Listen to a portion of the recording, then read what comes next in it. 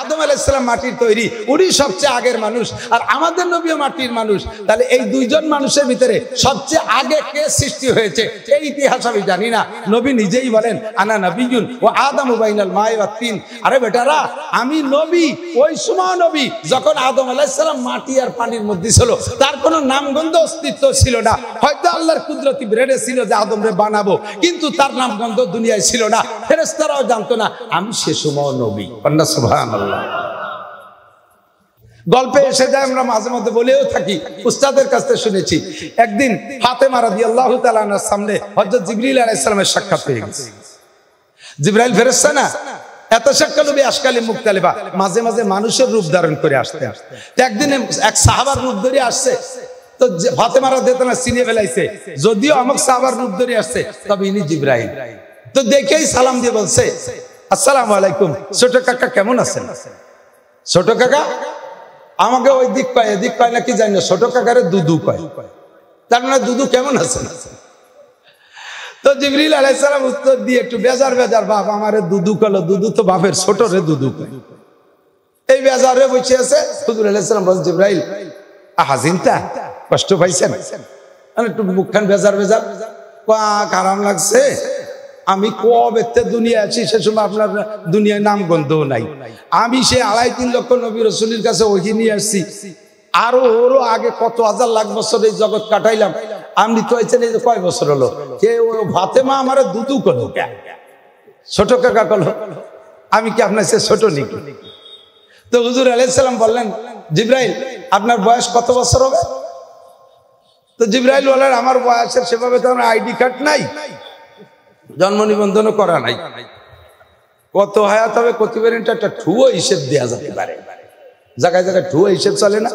একজনের বাপের জিয়াবতে 1 সপ্তাহ পর্যন্ত খাওয়াইছে, জম্মের খায়, তো খুব খাইছে, হাজার হাজার মানুষ খাইছে। তাই যেখানে সেখানে বসলে গল্পটা একটু দিতিয়া, তো কাছে আব্বার জিয়াবতে 1 সপ্তাহ পর্যন্ত গ্রামের সব গরু এনে জবই দিয়ে খাইছে, টা দিয়েছে।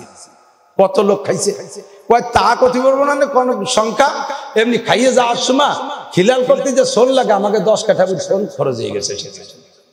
তাহলে 10 কাঠা বুঝ সোন, একটা সোনে 7-8 কাঠা খিলে লয়, তো 10 কাঠা বুঝ সোন খরচ হতে কত লোক লাগে তুমি এবার বুঝে বেড়াও। এরকম থাইপ হিসেবে জিবরাইল কয় আমার একটা ঠুয়ো হিসেব আছে, জন্ম নিবন্ধন আর আইডি কার্ড ধরে হিসেব বলার কায়দা নাই। আমার একটা এরকম ঠুয়ো হিসেব হলো, এই পূর্বাকাশে একটা তারকা উঠত, এই তারকাটা 80,000 বছর পরে একবার উঠে। আমি ওই তারকাটারে 80,000 বার উঠতে দেখছি। কত 100 বছর হবে না? তাহলে একটা তারকা পূর্বাকাশে উঠে 80,000 বছর পর, আমি তারে 80,000 বার উঠতে দেখছি। তাহলে বোঝেন আমি কত বয়সী। তো হুজুর বললেন জিবরাইল শেষের যে 80,000 বছর পরে উঠবে শেষবার, এই 80,000 বছর কি পড়ছে নাকি সামনে? কয় যদি কয়েক বছর আগে সেই 80,000 বছর শেষ হয়ে গেছে, সে তারাটা মুঠে উঠতেছে। আমি তো ভয় পাচ্ছি যে কিয়ামত হয়ে গেল, সেই তারাটা উঠার তারিখ তো চলে গেছে, তো উঠতেছে না। হুজুরকে আমার পিছিয়ে আসে, ডেকে নেছে পিছিয়ে, জামা উঠাইছে, গেঞ্জি সরাইছে। গেঞ্জি জামা সরানোর পরে দেখে পিঠের মাঝখানে কবুতরের ডিমের মধ্যে এরকম সাদা। জিবরিল আল্লাহু আকবার কইয়া নবী পাককে জড়িয়ে ধরে চুমু খেয়ে বলে ওয়াল্লাহি হাযা হুয়ান নাজম, আল্লাহর কসম এই যে সেই তারকাটা, সুবহানাল্লাহ, এই যে সেই তারকাটা। হুজুর বললেন তারকাটা ওঠার তারিখ তো চলে গেছে কয়েক বছর আগে, আমি জন্ম নিয়ে ফেলাইছি তারও আগে। আল্লাহ তাআলা আমার পিঠের সাথে এই তারকাটা সেট করে দিয়েছে, আনা হুয়া, সেই তারকা আমি। জিবরাইল আপনি কতবার দেখেছেন? 80,000 বার দেখেছি। আপনি যে বারের থেকে দেখা শুরু করছেন তারও 80,000 আগে 80,000 বার আমি আকাশে উঠেছি। এবার আপনি দুদু না কাগা একটু পান। আনা নবিয়্যুন ওয়া আদামু বাইনাল মাই ওয়াত তিন। হুজুর বলেন আমি নবী, সে সময় যখন আদম আলাইহিস সালাম মাটি আর পানি এসেছে সবার পরে, সৃষ্টি সকলের আগে। বলেন আলহামদুলিল্লাহ। হুজুর বলেন আমাকে আল্লাহ পাক রব্বুল আলামিন রহমাতাল লিল আলামিন, শুধু মুসলমানের জন্য রহমত না, শুধু মুমিনের জন্য রহমত না, রহমাতাল লিল আলামিন আমার আগমনের উসিলায় আল্লাহ পাক গোটা সৃষ্টির উপরে রহমত নাজিল করেছেন। জোরে কন্যা সুবহানাল্লাহ। ও দোস্তরে, মুসলমানের জন্য রহমত, আমার নবী হিন্দুদেরও নবী, খ্রিস্টানেরও নবী, কাফেরেরও নবী, মুশরিকেরও নবী, মানব জাতির নবী, জিন জাতির নবী, ফেরেশতাদের নবী, গোটা মখলুকাতের নবী। ফামান শাআ ফালইউমিন ওয়ামান শাআ ফালইয়াকফুর। যার মনে চায় মানো, নবীর সাথী হয়ে যাও। ওয়ামান শাআ ফালইয়াকফুর। যার মনে তারা মানো না, বেঈমান হয়ে যাও। সময় মতো বিচার হবে। ধরা যেদিন পড়বা সেই দিন বুঝবা, ওদিন বুঝে কোনো কাম হবে না। নবী আলাইহিস সালাম ভুল ভেঙ্গে দিয়ে দিকটা কান ধারাবাহিকভাবে বয়ান করার মিজাজ গেছে নষ্ট হইয়া। তন হামায়শ দাগ দাগ পুম্বা খুজা খুজা নে হাম।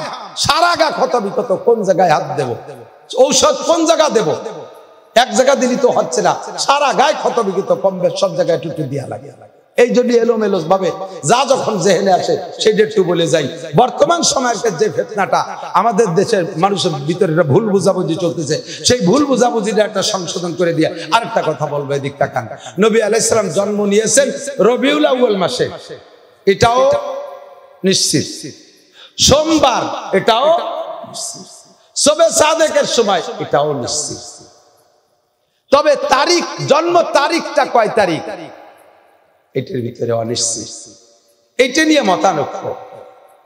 95% ঐতিহাসিকদের রায় নবী আলাইহিস সালামের জন্ম হয়েছে রবিউল আউয়াল মাসের 8 তারিখ। কয় তারিখ? 5% ঐতিহাসিকরা বলে 12 তারিখ। আমি এই 95% বাদ দিয়ে 5%-এর সাথে একমত হইয়া সমকালীন ফিতনা নিরসনের আলোচনা করি। এদিক তাকান। নবী আলাইহিস সালামের জন্মে আমরা বেজার না খুশি? আরো জোরে। যদি কোনো ব্যক্তির নামের উপরে জন্মদিবস পালন করা জায়েজ হয়, যদি কোনো ব্যক্তির নামের উপরে জন্মদিবস পালনে কি বলা হয়, নেকি হয়, যদি কোনো ব্যক্তির নামের উপরে জন্মদিবসে কেক কাটতে হয়, দিবস পালন করতে হয়, তাহলে সারা দুনিয়ার ভিতরে একটি মানুষ যার জন্মের উপরে এই আনন্দ করা যেতে পারে, তিনি বিশ্বনবী মুহাম্মদুর রাসূলুল্লাহ সাল্লাল্লাহু আলাইহি ওয়াসাল্লাম। ঠিক কি না? নবী যতদিন নবী হন নাই, মাওলানা বলেছে, অতদিন পর্যন্ত আরবের কুরাইশরা হুজুরের জন্মদিবস পালন করেছে। সে সময় দুনিয়ায় একজনও মুসলমান নাই, সব কাফেররা সবচাইতে বেশি জন্মদিবস পালন করেছে, যে তার নাম আবু লাহাব, হুজুরের অত্যন্ত মহব্বতের চাচা। আর সবচেয়ে বড় শত্রু, সবচেয়ে বড় বাগা বাগা 5 জন শত্রু, 5 জনের ভিতরে একজন আবু জাহেল, আবু লাহাব, উতবা, সাইবা, ওলীদ ইবনে মুগিরা। এই 5টা আন্তর্জাতিক খ্যাতি সম্পন্ন বিখ্যাত শত্রু হুজুর আলাইহিস সালামের। তার ভিতরে আবু লাহাব 2 নাম্বার। এই যে 40 বছর নবী পাকের শ্রেষ্ঠ বন্ধু, আপন চাচা, এই চাচা হুজুরকে নিয়ে জন্মদিবস পালন করত। প্রত্যেক সোমবারে স্বর্ণের পেয়ালায় বাতি জ্বালাই। এত মহব্বত। 40 বছরের পরে যখন নবী নবুয়তি পেয়েছেন, আর আবু জাহেলের কলেমা, আবু লাহাবের কলেমার দাওয়াত দিয়েছে, সেই দিন থেকে সেই সমস্ত জন্মদিবস পালন, কেক কাটাকাটি, স্বর্ণের বেলায় বাতি জ্বালাজালি বাদ, নবীর 1 বস্তা গালি দিয়ে তাব্বান লাকা ইয়া খাসিস আলী হাজা দাওতানা, কপাল গোড়া ধ্বংস হয়ে যা, এজন্য আমাদেরকে ডেকে নিয়ে আসছিস, এই কয়ে গালি দিয়ে উঠে চলে গেছে। আর শত্রুতা শুরু করছে, সর্বশ্রেষ্ঠ শত্রুতাই করছে। আল্লাহ তাআলা জগতে যত মানুষকে অপমানজনক মৃত্যু দিয়েছে, তার মধ্যে 1 নম্বর অপমানজনক মৃত্যু দিয়েছে এই আবু লাহাব। এমন মরণ হয়েছে, পয়সিয়ে গন্ধ হয়ে গেছে, প্লেগ রোগ দিয়া। তার আপনজন কেউ কাছে ছিল না, সরকারি ডোম দিয়ে তাদেরকে টাকা দিয়ে ঠ্যাঙে দড়ি বাঁধিয়ে হেসরাইটা নিয়ে বালুর মধ্যে গর্তটা খুঁচিয়ে একেবারে চাপা মাটি দিয়ে ধুয়ে দিয়েছে। এমন জঘন্য মরণ হয়েছে আবু লাহাবের। এই আবু লাহাব নবীর 40 বছর জন্মদিবস পালন করছে। নবী কলেমা দাওয়াত দেওয়ার পরে, নবুয়তি পাওয়ার পরে, একজন সাহাবাও 23 বছরের ভিতরে আল্লাহ নবীর জন্মদিবস পালন করে নাই, ঈদে মিলাদুন নবী করেন নাই। তারিখের যেটাই হোক না কেন, বার তো সোমবার, একটা সোমবার টার্গেট করলে করতে পারতেন, কোনো সাহাবা করেন নাই। এবার ধরে নেন আমরা করলাম, নবীর জন্মদিবস পালন করলাম 63 বছর। কত বছর? 63 বছর।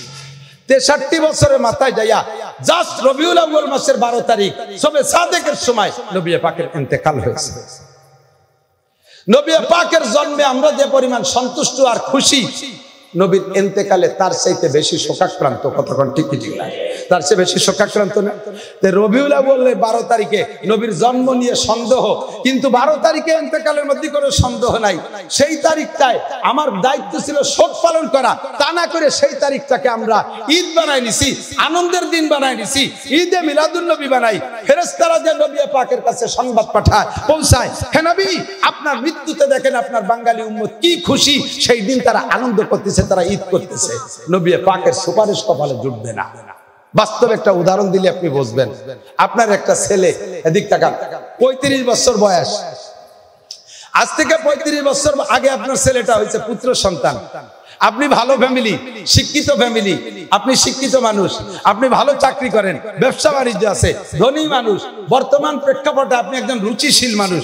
35 বছর আগে আপনার ছেলেটা যেদিন হয়েছে, এক তো ছেলে, আরো আপনার ছেলে, এরপরে তা হয়েছে একেবারে ফুটফুটে চাঁদের মতো চেহারা, নায়কের মতো চেহারা। খুশিতে সেই দিন থেকে নিয়ে আপনি একটা বছরও মিস করেন না। প্রত্যেক বছর জানুয়ারি মাসের 1 তারিখ ছেলে জন্ম নিয়েছে, 1 জানুয়ারি আপনি ছেলের উপলক্ষে জন্মদিবস পালন করেন আর কেক কাটেন আর আনন্দ করেন। এইভাবে 35 বছর। ছেলেটা বিসিএস পাস করছে, সরকারি গেজেটেড অফিসার হয়েছে, সে একদম সাব জজ। হঠাৎ করে 35 বছর বয়সে, 35 বছর পার হওয়ার পরে 1 জানুয়ারি ছেলেটা স্ট্রোক করে মারা গেছে। জন্ম হয়েছে 35 বছর আগে 1 জানুয়ারি। এই 35 বছর জন্ম দিবসে কেক কাটছেন, আনন্দ করছেন। 35 বছর মাথায় যাইয়া আপনার সেই রাজপুত্রটা 1 জানুয়ারি ইন্তেকাল করছে। এর ইন্তেকালের বছরের পরের থেকে ওই 1 জানুয়ারি কি আপনি আনন্দের জন্ম দিবসের কেক কাটবেন না তার মৃত্যু দিবসের শোক করবেন? আমি কি বুঝতে পারছি? 63 বছর আগে বিশ্বনবী জন্মদিবস পালন, জন্ম নিয়েছেন, 63 বছর আনন্দ করলে করছি। 63 বছরে মাথায় এসে 12ই রবিউল আউয়াল ইন্তেকাল করে আমাদেরকে চরম এতিম করে রেখে গেছেন। কাজেই 12ই রবিউল আউয়াল আমাদের ঈদ হতে পারে না, আনন্দের দিন হতে পারে না, এটা আমাদের শোক দিবস। কথা বলেন ঠিক কি ঠিক না?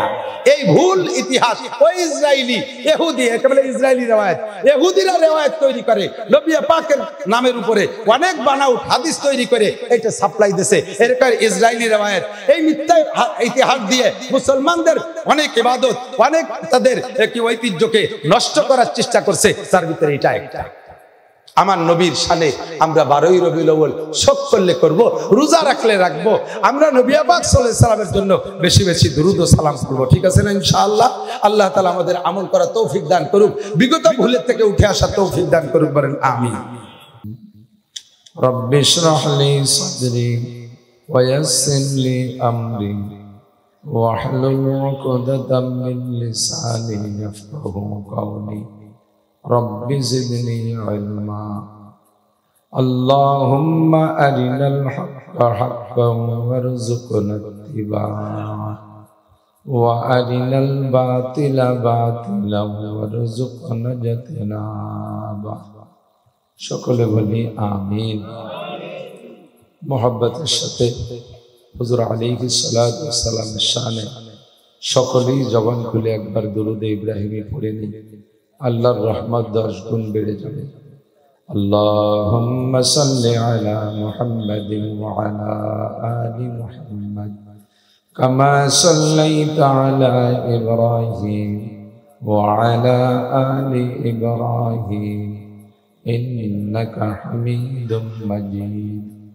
اللهم بارك على محمد وعلى آل محمد كما باركت على إبراهيم وعلى آل إبراهيم إنك حميد مجيد।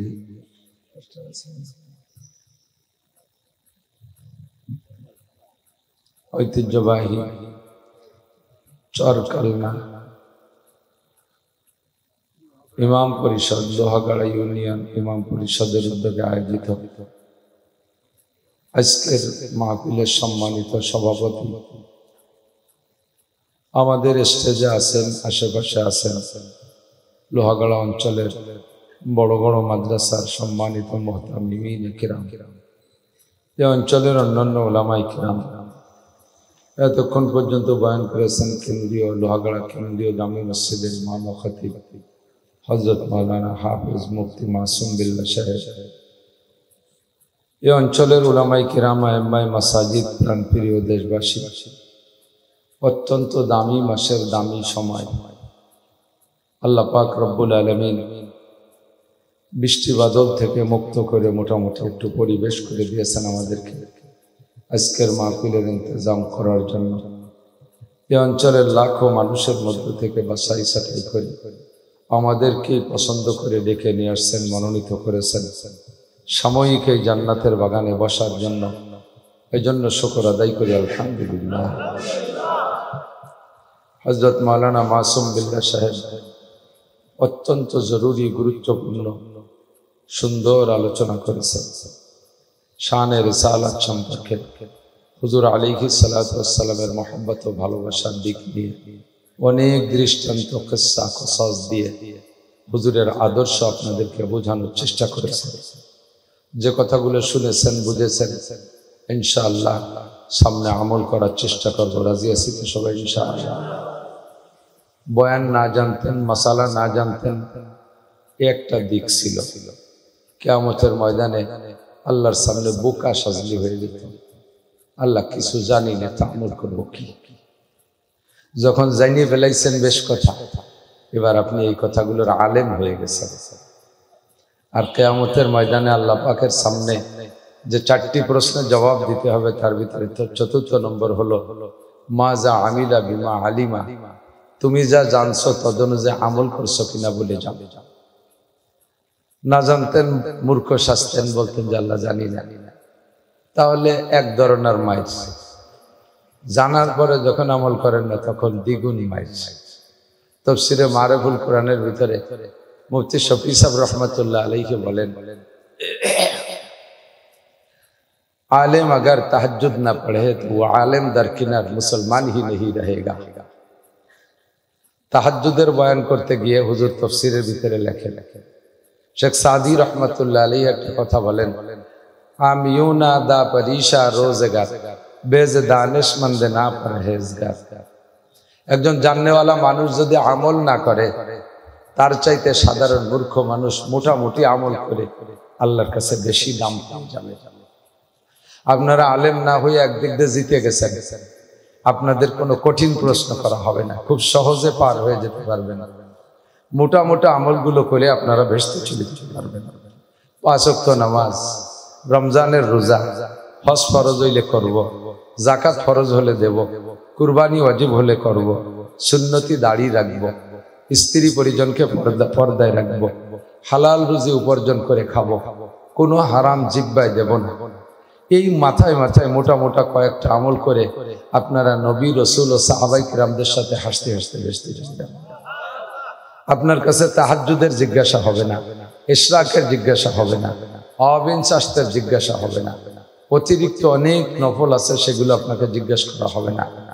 এগুলো জিজ্ঞেস করা হবে মুফতি মাওলানা আব্দুল হান্নান, মুফতি মেহরাজ সাহেব, আপনাদের ইমাম সাহেব, আমাদের মতো সাবসব যারা আছে, এই মোটা মোটা সাপ অজাগার সাপ, এরা ধরা খেলা, এরা বড় বিপদে পড়ে যাবে।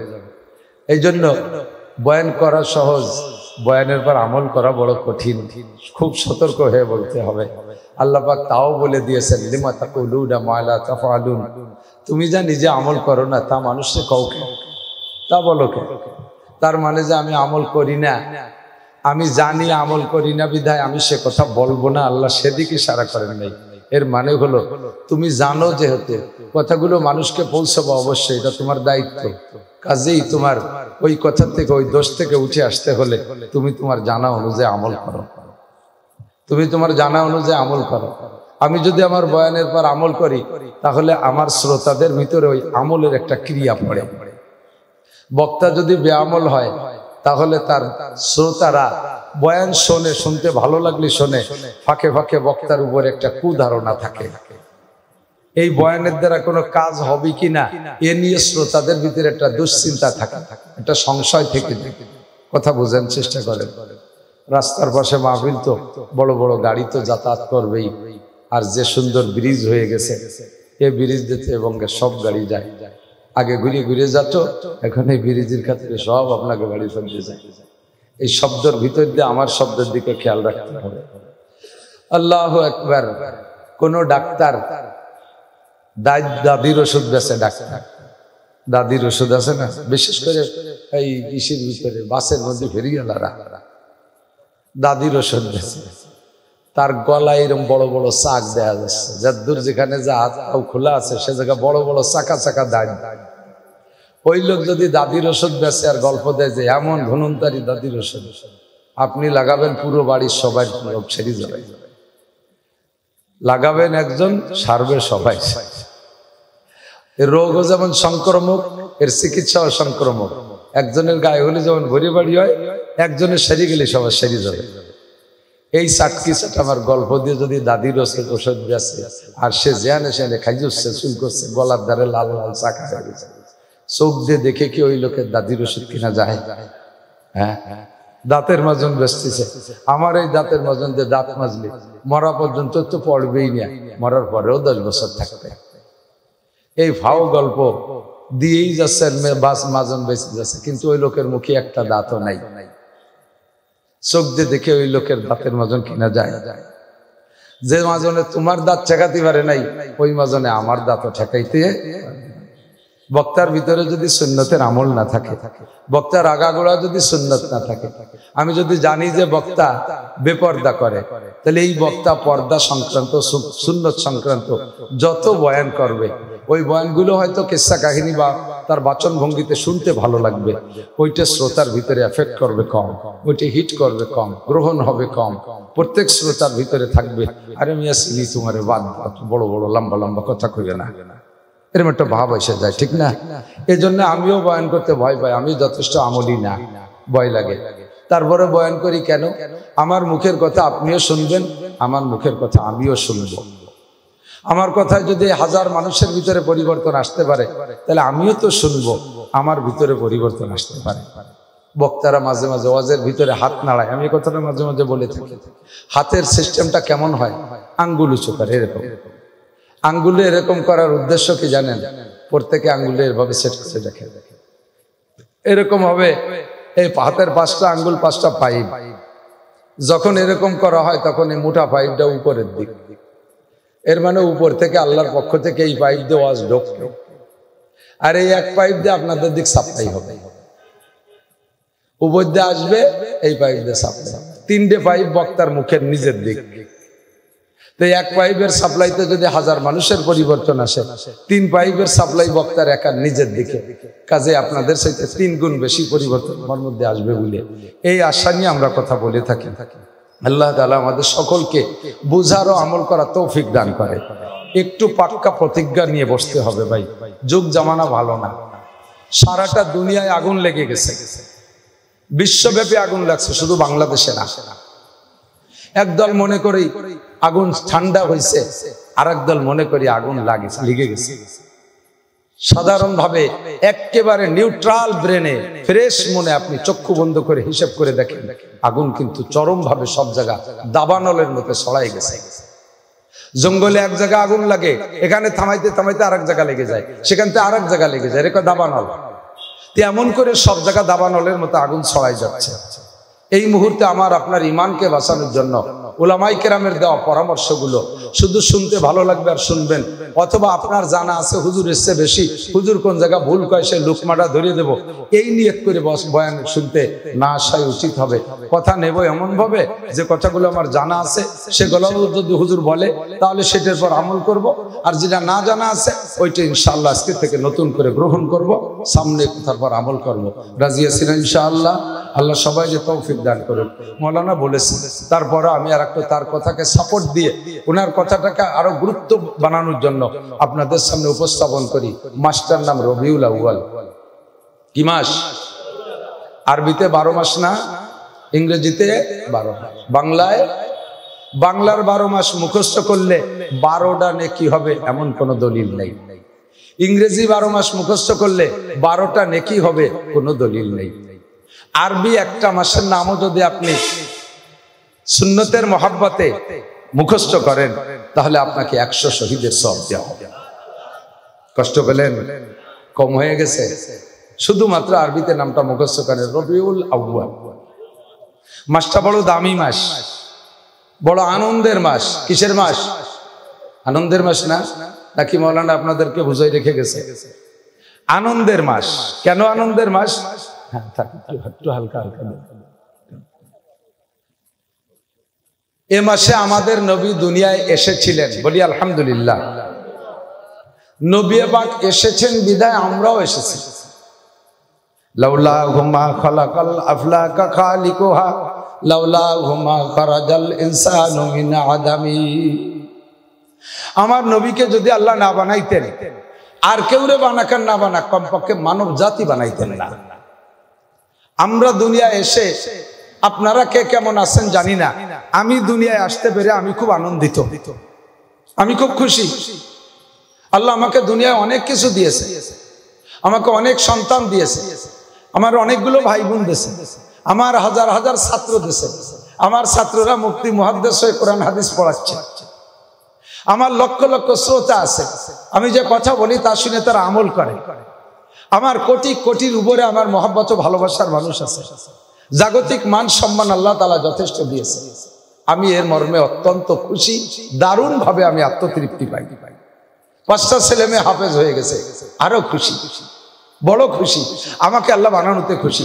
তা আমাকে আমি বানানোতে আমি এত খুশি, আমারে বানাইলেন যার ওসিলায়, তার জন্মের পর আমার আরো খুশি হতে হবে। কথা কন, আপনারা কি দুনিয়ায় জন্ম নিতে পেরে খুশি না বেজার? বলেন খুশি না বেজার? অবশ্যই খুশি থাকবেন, অবশ্যই খুশি থাকবেন। আপনি জান্নাতি হবেন, বলেন আমিন। আপনি নবী পাকের সাথে জান্নাতুল ফেরদাউসের সাথী হবেন, বলেন আমিন। আল্লাহ কবুল করুক। ও দোস্ত, আমার আপনার এই জন্মের উপরে, দুনিয়ায় আগমনের উপরে আমরা যে খুশি আছি, এই খুশিটা আসার পরেই তো খুশি। আর আমার আসার কারণ হলো বিশ্বনবী মুহাম্মদ রাসূলুল্লাহ সাল্লাল্লাহু আলাইহি সাল্লামের সৃষ্টি। হুজুর বলেন, আমাকে আল্লাহ তাআলা না বানাইলে কোনো মানব জাতি বানাইতে না। হুজুরের সৃষ্টি সবার আগে, একেবারে সবার আগে, অথচ দুনিয়ায় আসছেন নবী রাসূলদের সিরিয়ালে সবার পরে। হুজুর কত আগের মানুষ? একটু বলি, মাঝে মাঝে বলি, যেহেতু এই মাসটা বলার মাস। হুজুর কত আগের মানুষ? হযরত হুজুর আলাইহিস সালাম বলেন, আনা নবিয়্যুন ওয়া আদামু বাইনাল মা'i ওয়াত তিন। তোমরা মনে করো আদম আলাইহিস সালাম সর্বপ্রথম মানুষ। দুনিয়ায় সর্বপ্রথম মানুষ কে? একটু বলেন না কে? আদম আলাইহিস সালামের আগে আর কোনো মানুষ আসছে? আমাদের জন্ম শুরু হয়েছে কোথা থেকে? আদম নবীর থেকে, ঠিক না? এর মধ্যে এবার কেউ আছেন নাকি যে বান্দরের থেকে আপনাদের জন্ম? এ বুদ্ধির কেউ আছে নাকি? বড় বড় খাটাস মার্কা বুদ্ধি, তারা বলে বিজ্ঞানী। বিজ্ঞানী না অজ্ঞানী? তারা কয় যে আমাদের জন্ম হয়েছে বান্দরের থেকে। একটু কবেন না কিবিল্লাহ, কিবিল্লাহ, নাউজুবিল্লাহ। যদি কের ব্যাকগ্রাউন্ড খারাপ থাকে, পরে ভালো হয়ে গেলে ওই খারাপটাকে আরো গোপন করার চেষ্টা করে। কথা কোন ঠিক না? এই কথা 80 কিলোমিটার না কথা কই পারি না। আমাদের আপনাদের কাছাকাছি, আপনাদের এই জেলার মধ্যে, নড়াইল জেলার মধ্যে, আমি আর বলবো না, আজ থেকে 40 বছর আগে, আমি সে সময় মিজান নাবেমির পড়ি, বা মিজান ফার্সি এগুলো পড়ি, মাদ্রাসায় একটু পড়ি। ওই সময় একটা খবর পাইলাম, আমাদের এই এলাকার ভিতরে এক বড় লোক, শিল্পপতি, কোটিপতি, তাদের বংশীয় ব্যবসা গাইন গুড়াইয়ে তেল বের করা, একে কি কয়? কুলু কয় না? আমাদের মুসলমানদের ভিতরে যত কম আছে তার ভিতরে 2-3টে কম একটু মানে আলোচিত ভাবে একটু দুর্বল, নরমাল। তার মধ্যে কারিগর একটা, কুলু একটা, তারপরে ব্যাপারী ওই যে নৈলক হয় এরা একটা, একে একটু খাটো করে জানে সবাই। তো ওই লোক যতদিন বাড়ির সবাই, মানে ওনার এলাকা ধরে এই কুলু ব্যবসা। এখন ঘটনাক্রমে উনি ওই তেলের ব্যবসায় লাভ করতে করতে এখন বিশাল কিছু হয়ে গেছে, বিরাট বড় ইন্ডাস্ট্রিজের মালিক হয়ে গেছে। একই ব্যবসা, ছোট থাকতে এক নাম, বড় হয়ে গেলি আর এক নাম। জুড়িতে হইলে বাজারে বাজারে মাছ বেচলি তারে কয় জালি। আর মাছের যখন বিরাট কারবার করে তখন ফিশারিজ ইন্ডাস্ট্রিজ, সে সময় ফিশারিজ, ঠিক না? পোলা বানে পড়ে গেলি কয় আষাঢ় খাইছে, বড় একজন পড়ে কয় স্লিপ করছে, ঠিক না? গরিব মানুষ পায়খানা করলে আগিয়ে দিছে, আর বড় লোকে ওয়াশরুমে যায়। এ ব্যক্তির সাথে ভাষার পার্থক্য হয়ে যায়। তো উনাদের গ্রামের সাধারণ পার্টি, তাদের নাম কুলু, আর উনি এখন অয়েল ফেশা, কি কয়, অয়েল ইন্ডাস্ট্রিজের মালিক। এখন ওই কুলু শব্দটা ওনার ভালো লাগে না, লজ্জা করে, নাম ধরে কয় অমক কুলু। তা আজ থেকে 40 বছর আগের খবর আমি জানি, সেই সময় উনি 3 লক্ষ টাকা দিতে চাইছে এলাকার মানুষরা, যে তোমরা 3 লক্ষ টাকা দিয়ে গরু জবাই দিয়ে খাও, আমারে কুলু কবা না। এই কুলু ব্যাকগ্রাউন্ডটা আমার ভালো লাগে না, লজ্জার ব্যাপার। সেখান থেকে উঠে আসার জন্য সেই আমলে আমার জানা আছে, আমার আব্বা সেই সময় হাটের থেকে একটা গরু কিনে নিয়ে আসছে, যেই গরুটার দাম এখন কমপক্ষে 2 লাখ টাকা, আব্বা 1000 টাকা দিয়ে কিনে আনছিল হালি গরু। তাহলে 3 লক্ষ টাকায় 300 গরু হয়। এই জামানায় কমপক্ষে 6 কোটি টাকার গরু। 6 কোটি টাকা দিয়ে তার ব্যাকগ্রাউন্ডের এই খারাপ নাম, বদনামটা লুকানোর চেষ্টা করে, এটাই সকলের স্বভাব। আর আমাদের পূর্বপুরুষ ব্যাকগ্রাউন্ড কত ভালো। আমাদের প্রথম মানুষটা আব্বাজি আদম আলাইহিস সালাতু ওয়াস সালাম, সেই নাম মুছে ফেলাই দিয়ে আমার অজ্ঞানীরা তাদের নিজেদের ব্যাকগ্রাউন্ড বলে বান্দরেতে জন্ম, এরা কত বড় অজ্ঞানী, এদের সম্পর্কে সমালোচনা করার ভাষাই খুঁজে পাওয়া যায় না। কথা কোন ঠিক ঠিক না? আপনারা কি বান্দরেতে না মানুষের থেকে? আমরা মানুষের থেকে। আমরা এটা নিজের কায়দা যুক্তি দিয়ে বলি না। আল্লাহ পাক কোরআন শরীফের মধ্যে বলেন, ইয়া আইয়ুহান নাসু তাকু রাব্বাকুমুল্লাযী খালাকাকুম মিন নাফসিন ওয়াহিদাতিন ওয়া খালাকা মিনহা যাওজাহা ওয়া বাত্তা মিনহুমা রিজালান কাসীরান ওয়া নিসা ওয়াত্তাকুল্লাহাল্লাযী তাসাআলুনা বিহি ওয়াল আরহাম ইন্নাল্লাহা কানা আলাইকুম রাকিবা। বলেন আলহামদুলিল্লাহ। আল্লাহ পাক রব্বুল আলামিন, হে মানব জাতি, শুধু মুসলমান না, হে মানব জাতি, হে ডারউইনের গোষ্ঠী, ভালো করে জেনে নে, ইয়া আইয়ুহান নাস, হিন্দু বৌদ্ধ খ্রিস্টান সবাই শুনে নে, ইত্তাকু রাব্বাকুম, ভয় পাও কাকে? ভয় পাও তোমার রবকে। কাকে ভয় পাবেন? রব। বলেন কি? রব। আরো জোরে। একবার রব করলে 4000 নেকি। বলবেন না? কাকে ভয় পাবেন? ইত্তাকু রাব্বাকুম, তোমাদের রবকে ভয় পাও। কোন রব? আল্লাযী খালাকাকুম মিন নাফসিন ওয়াহিদা, যে আল্লাহ তাআলা তোমাদেরকে সৃষ্টি করেছে, সমস্ত মানুষকে সৃষ্টি করেছে এক ব্যক্তি থেকে। প্রথম সৃষ্টি করেছে কয় ব্যক্তি? এক ব্যক্তি। নাম কি? আদম আলাইহিস সালাম। আদম আলাইহিস সালামের আব্বার নাম কি? মার নাম নাই। তাহলে আল্লাহ তাআলা মা ও বাচ্চা সৃষ্টি করতে পারে কি পারে না? পারে, ঠিক না? আদম আলাইহিস সালামের বানাইছে কি দিয়ে? মাটি দিয়ে। মাটির জান আছে? মাটি মারা। আগুন দিয়ে, আগুনের জান আছে? নাই। পানি দিয়ে, পানির জান আছে? নাই। বাতাস দিয়ে, বাতাসের জান নাই। 4টে মরাকে এক জায়গা করে একটা তাজা বানাইছে। এখন সুবহানাল্লাহ। আমি আপনাদেরকে একটা ইন্টারভিউ নিই, বলেন তো, আমাদের দেশে মুরগিও আছে, ডিমও আছে, আছে না? মুরগি আছে তো, মুরগিও আছে, ডিমও আছে। খুব ঠান্ডা মাথায় জবাব দেবেন, ভালো করে বুঝিয়ে 2-3 সেকেন্ড সময় নেবেন বুঝার জন্য। আপনারা কোন ডিম আগে না মুরগি আগে? দেখছেন, চোখের সামনে মুরগিও দেখি, ডিমও দেখি, তার ভিতরে কত মতানৈক্য। তাহলে আমরা হুজুরের একটা মশলা করতে গেলে মতানৈক্য হতেই পারে, এ জায়গায় ঝগড়া বাঁধান। মুরগি আগের পক্ষে কারা? বেয়াদবি মাফ করবেন, এটা হাত দেখাবেন। মুরগি আগে, আচ্ছা যথেষ্ট। ডিম আগে, এর পক্ষে কারা দেখাবেন? এ দলে ভোট কম হয়ে গেছে। আর কিছু কিছু আছে হাত উঠেই নেই, যেটা যেতে সেই দলে। আমি আমলি গুলো বিএনপি না, যে দল আছে সেই দলে, তাই নাকি? কোরআনে কয় ডিম আগে, কোরআনে বলে ডিম আগে মুরগি পরে। তা ডিম আগে হলো কি করিয়া? ডিম হচ্ছে তো মুরগি লাগে। যদি তাই কন তাহলে মানুষ হচ্ছে তো মা লাগে আর আব্বা লাগে। আদম আলাইহিস সালাম কোন আব্বা মার পেটে হলো? যে আল্লাহ তাআলা আদম আলাইহিস সালামকে মা বাপ ছাড়া বানাইতে পারে, সেই আল্লাহ তাআলা মুরগি ছাড়া ডিম? কোরআন শরীফে কোন জায়গা কইলে এই কথা? জীবন ভরে কোরআন শরীফ পড়লাম না তো খুঁজে, ওই সব যে পাওয়া যাবে না তো। আল্লাহু আকবার। ইউখরিজুল হাইয়া মিনাল মাইয়িতি, আছে না কোরআন শরীফে? ইউখরিজুল হাইয়া মিনাল মাইয়িতি ওয়া ইউখরিজুল মাইয়িতা মিনাল হাইয়ি। আমার আল্লাহ ওই আল্লাহ যে আল্লাহ জীবিতকে বের করে মরার ভিতর থেকে। ডিমটাই কথা বলতে পারে? কথা কন। ডিম হাঁটতে পারে, ব্যক্তি স্বাধীনতা আছে, তাহলে ডিম জিন্দা না মরা? আর মুরগিতে হাঁটতে পারে, কুটকুট করে কথা বলতে পারে, ইচ্ছা মতো ঘুরে ফিরে বেড়াইতে পারে, মুরগিটা জিন্দা। আমার আল্লাহ কয় ইউখরিজুল হাইয়া মিনাল মাইয়িতি, আমি জিন্দা মুরগিরে বের করি মরা ডিমির থেকে। এরপরে কয় ওয়া ইউখরিজুল মাইয়িতা মিনাল হাই, পরবর্তীতে আবার সেই মরা ডিম রে ওই তাজা মুরগির থেকে বের করি। কাদেরে কুদরত দারি হর চিকাই গিয়া কুনি, কাদেরে কুদরত দারি हर जगह किया कुनी, मुर्दारा तू जाने बख्शी जिंदारा बेजा कुनी।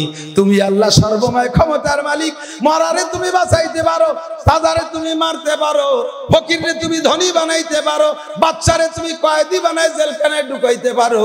কথা বলেন ঠিক কি ঠিক না? গা গাদারা মুলকে বখশি গা সারা চু গাদা, গা গাদারা মুলকে বখশি গা সারা চু গাদা, আসবরায়ে নি মেনানে দরবদর হয় রাকুনি। নদীরে কুল ভাঙ্গে ও কুল গড়ে, এই তো নদীর খেলা, সকালবেলা ধনী রে তুই, ফকির সন্ধ্যা বেলা।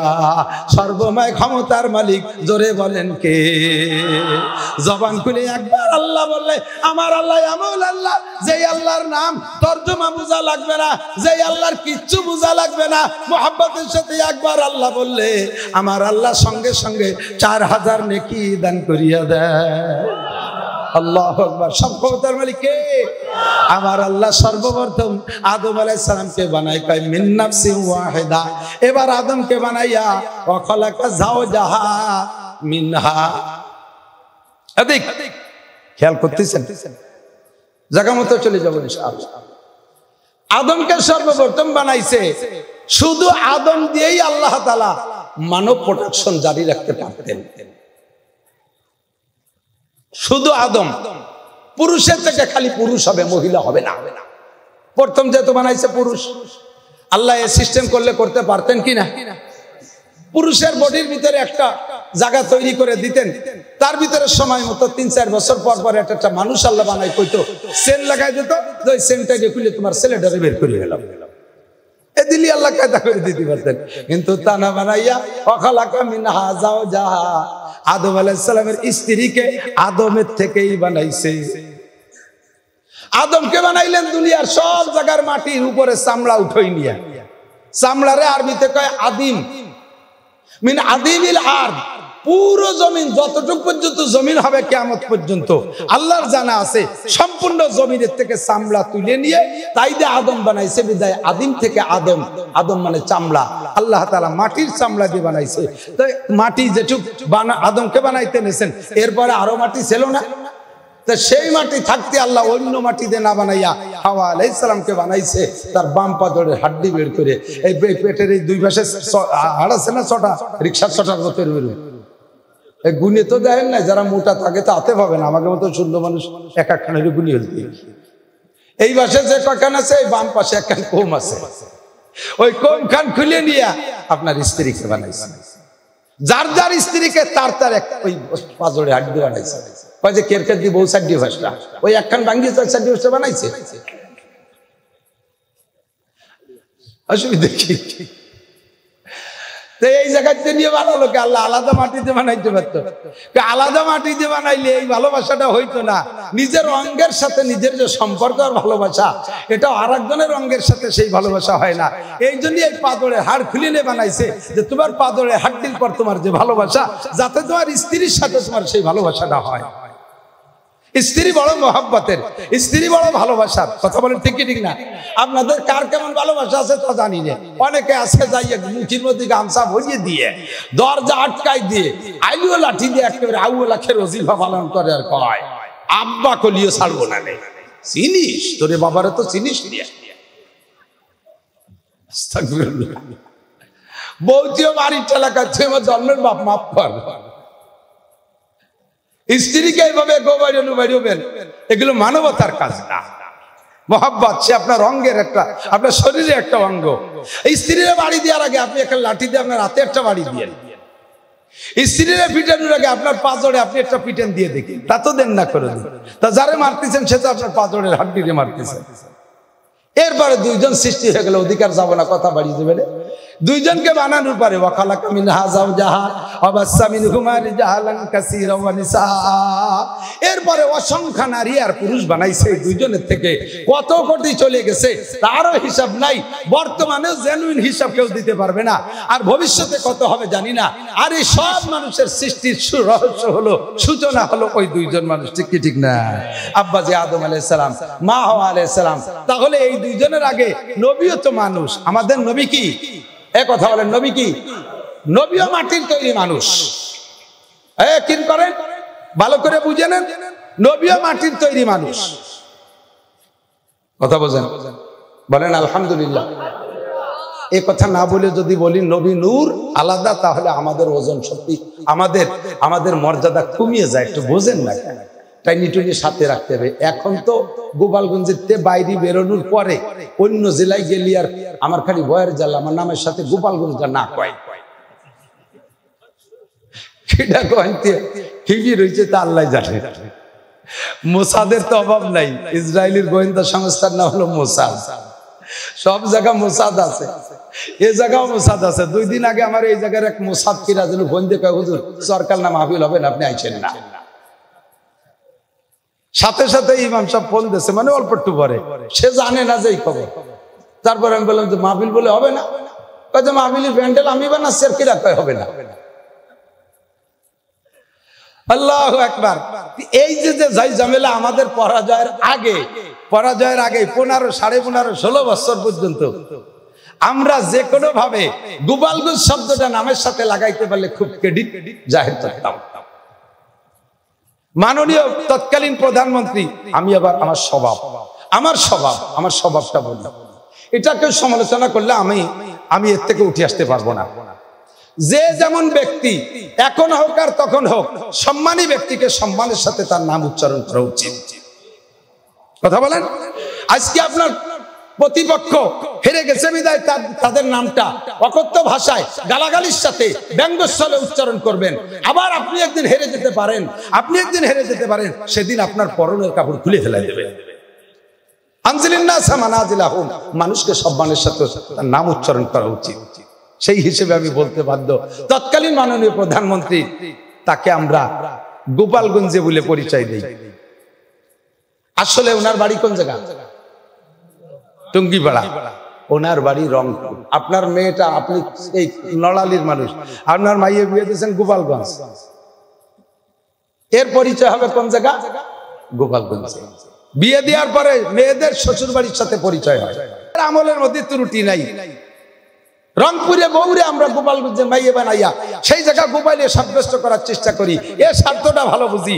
বিশ্বনবী মুহাম্মদুর রাসূলুল্লাহ সাল্লাল্লাহু আলাইহি ওয়াসাল্লামকে যদি নূর বলি, তাহলে ওই ফেরেশতার দিকে চলে যাবে, নইলে আল্লাহর দিকে চলে যাবে। আর আল্লাহর দিকে নিয়ে এত জায়েজই নাই, আল্লাহর সাথে কোনো শরীক নাই, লা শারীকা লাহু, আল্লাহর কোনো শরীক নাই, সেদিকে নেওয়াই যাবে না, তাহলে মুশরিক হয়ে যাবেন। আবার ফেরেশতাদের দিকে যদি নূর বলে ফেরেশতার দিকে ঠেলে দেন, তাহলে আমাদের দাম কমে যায়। আর যদি মাটির মানুষ বলে আমাদের দিক রাখতে পারি, তাহলে মুহাম্মদুর রাসূলুল্লাহ সাল্লাল্লাহু আলাইহি ওয়াসাল্লামের সম্মানে আমাদের সম্মান হয়ে যাবে। কথা বলেন ঠিক কি ঠিক না? কাজে আমাদের নবীও মাটির তৈরি। আদম আলাইহিস সালাম মাটির তৈরি, উনি সবচেয়ে আগের মানুষ, আর আমাদের নবীও মাটির মানুষ। তাহলে এই দুইজন মানুষের ভিতরে সবচেয়ে আগে কে সৃষ্টি হয়েছে এই ইতিহাস আমি জানি না। নবী নিজেই বলেন, আনা নবিয়্যুন ওয়া আদামু বাইনাল মাই ওয়াত তিন। আরে বেটারা, আমি নবী ওই সময় নবী যখন আদম আলাইহিস সালাম মাটি আর পানির মধ্যে ছিল, তার কোনো নামগন্ধ অস্তিত্ব ছিল না। হয়তো আল্লাহর কুদরতি ব্রেডে ছিল যে আদমরে বানাবো, কিন্তু তার নামগন্ধ দুনিয়ায় ছিল না, ফেরেশতারাও জানতো না আমি সে সময় নবী। সুবহানাল্লাহ। গল্পে এসে যায়, আমরা মাঝে মধ্যে বলেও থাকি, উস্তাদের কাছ থেকে শুনেছি। একদিন ফাতেমা রাদিয়াল্লাহু তাআলা আনহার সামনে হযরত জিবরিল আলাইহিস সালামের সাক্ষাৎ হয়ে গেছে। জিবরাইল ফেরেশতা না, এত শাক্কালুবি আশকালি মুক্তালিবা, মাঝে মাঝে মানুষের রূপ ধারণ করে আসতে। তো একদিন এক সাহাবার রূপ ধরে আসছে, তো ফাতেমা রাদিয়াল্লাহু তাআলা চিনে ফেলাইছে, যদিও আমক সাহাবার রূপ ধরে আসছে, তবে ইনি জিবরাইল। তো দেখেই সালাম দিয়ে বলছে, আসসালামু আলাইকুম, ছোট কাকা কেমন আছেন? ছোট কাকা আমাকে ওই দিক কয়, এদিক কয় না কি জানি না, ছোট কাকারে দুদু কয়। তার মানে দুদু কেমন আছেন?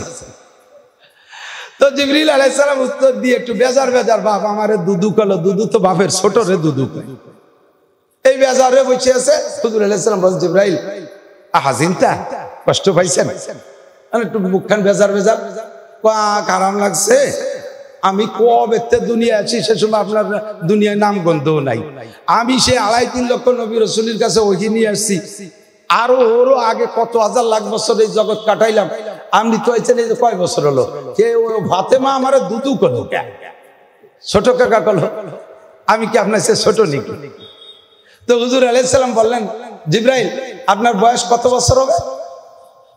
তো জিবরাইল বললেন, আমার বয়সের সেভাবে তো আমার আইডি কার্ড নাই, জন্ম নিবন্ধনও করা নাই, কত হায়াত হবে কতিবারের একটা ঠুয়ো হিসেব দেওয়া যেতে পারে। জায়গায় জায়গায় ঠুয়ো হিসেব চলে না? একজনের বাপের জিয়াবতে 1 সপ্তাহ পর্যন্ত খাওয়াইছে, জন্মের খায় তো খুব খাইছে, হাজার হাজার মানুষ খাইছে, তাই যেখানে সেখানে বসলে গল্পটা একটু দ্বিতীয় তো কাছে আব্বার জিয়াবতে 1 সপ্তাহ পর্যন্ত গ্রামের সব গরু এনে জবই দিয়ে খাইছে, টা দিয়েছে। কত লোক খাইছে কয় তা কতি বলবো না, কোন সংখ্যা, এমনি খাইয়ে যাওয়ার সময় খিলাল করতে যে সোন লাগে, আমাকে 10 কাঠা বুঝ সোন খরচ হয়ে গেছে। তাহলে 10 কাঠা বুঝ সোন, একটা সোনে 7-8 কাঠা খিলে লয়, তো 10 কাঠা বুঝ সোন খরচ হতে কত লোক লাগে তুমি এবার ঘুরে বেড়াও, এরকম থাইপো হিসেবে। জিবরাইল কয় আমার একটা ঠুয়ো হিসেব আছে, জন্ম নিবন্ধন আর আইডি কার্ড ধরে হিসেব বলার কায়দা নাই, আমার একটা এরকম ঠুয়ো হিসেব হলো, এই পূর্বাকাশে একটা তারকা উঠতো, এই তারকাটা 80,000 বছর পরে একবার উঠে, আমি ওই তারকাটারে 80,000 বার উঠতে দেখছি। কত 100 বছর হবে না? তাহলে একটা তারকা পূর্বাকাশে উঠে 80,000 বছর পর, আমি তারে 80,000 বার উঠতে দেখছি, তাহলে বোঝেন আমি কত বয়সী। তো হুজুর বললেন, জিবরাইল শেষের যে 80,000 বছর পরে উঠবে শেষবার, এই 80,000 বছর কি পড়ছে নাকি সামনে? কয় যদি কয়েক বছর আগে সেই 80,000 বছর শেষ হয়ে গেছে, সে তারাটা মুঠে উঠতেছি। আমি তো ভয় পাচ্ছি যে কিয়ামত হয়ে যাবে, সেই তারাটা উঠার তারিখ তো চলে গেছে, তো উঠতেছে না। হুজুরকে আমার পিছিয়ে আসে, ডেকে নেছে পিছিয়ে, জামা উঠাইছে, গেঞ্জি সরাইছে, গেঞ্জি জামা সরানোর পরে দেখে পিঠের মাঝখানে কবুতরের ডিমের মধ্যে এরকম সাদা।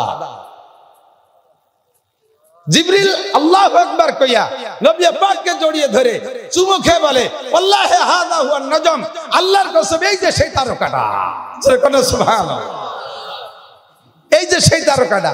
হুজুর বললেন, তারকাটা উঠার তারিখ তো চলে গেছে কয়েক বছর আগে, আমি জন্ম নিয়ে ফেলাইছি তারও আগে।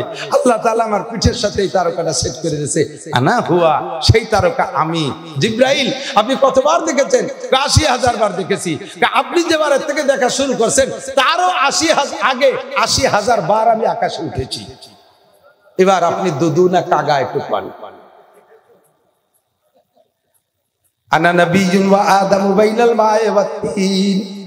হুজুর বলেন, আমি নবী শেষ সময় যখন আদম আলাইহিস সালাম মাটি আর পানি এসেছে সবার পরে, সৃষ্টি সকলের আগে। বলেন আলহামদুলিল্লাহ। হুজুর বলেন, আমাকে আল্লাহ পাক রব্বুল আলামিন রহমাতাল লিল আলামিন, শুধু মুসলমানের জন্য রহমত না, শুধু মুমিনের জন্য রহমত না, রহমাতাল লিল আলামিন আমার আগমনের উসিলায় আল্লাহ পাক গোটা সৃষ্টির উপরে রহমত নাজিল করেছেন। জোরে কন্যা সুবহানাল্লাহ।